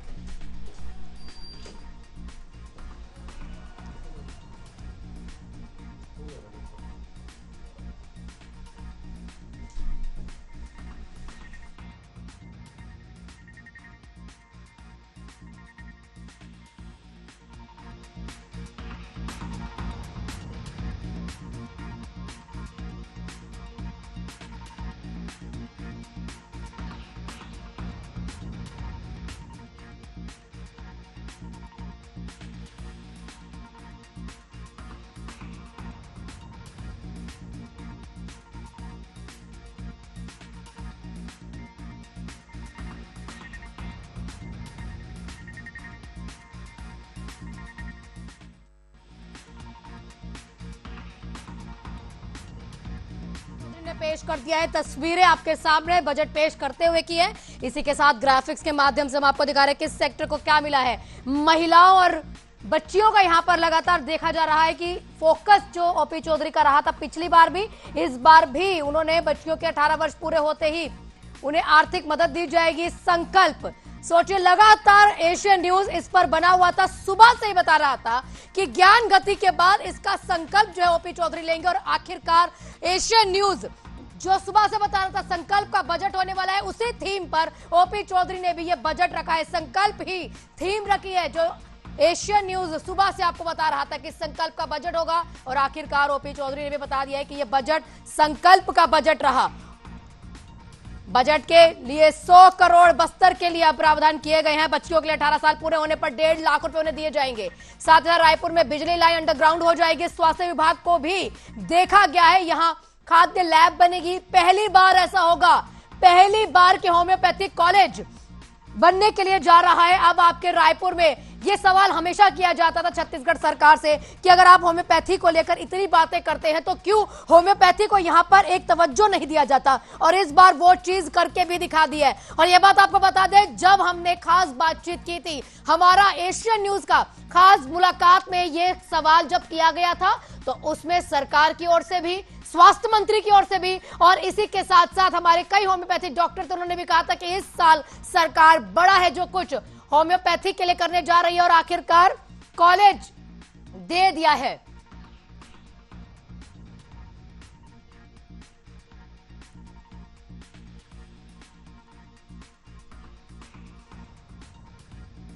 तो समझ रहे हैं आप, ग्राफिक्स के माध्यम से पहले आपको मैं समझाने की कोशिश कर देती हूँ कि ये संकल्प का बजट जिसपे एशियन न्यूज सुबह से लगा हुआ था कि आखिरकार किस चीज का संकल्प लिया गया है। ज्ञान के बाद गरीब, युवा, अन्नदाता, नारी और गति देने के बाद, उस ज्ञान को गति और उस गति को प्रगति देने के बाद एशियन न्यूज सुबह से बता रहा था कि इस बार का बजट संकल्प का बजट होने वाला है। महिला और बाल विकास के जो सेक्शन है, यानी कि जो विभाग है, उनको 350 करोड़ रुपए मिले। लखपति दीदी योजना फिर से लागू कर दी गई है। लागू पहले से थी लेकिन इसमें कुछ और ऐसे बेहतरीन पॉइंट्स हैं जो ऐड कर दिए गए हैं। वीर नारायण आयुष्मान योजना के लिए जो अगर आप इलाज करवाते हैं उसमें 5 लाख रुपए का इलाज है। बस्तर सरगुजा डॉक्टर भर्ती अब हो जाएगी। स्वास्थ्य विभाग का खास ख्याल रखा गया है, यानी जो मूलभूत सुविधाएं होती है, शिक्षा, स्वास्थ्य, इसका खास ख्याल जो है इस बार ओपी चौधरी ने रखा है। और उन्होंने पहले बता दिया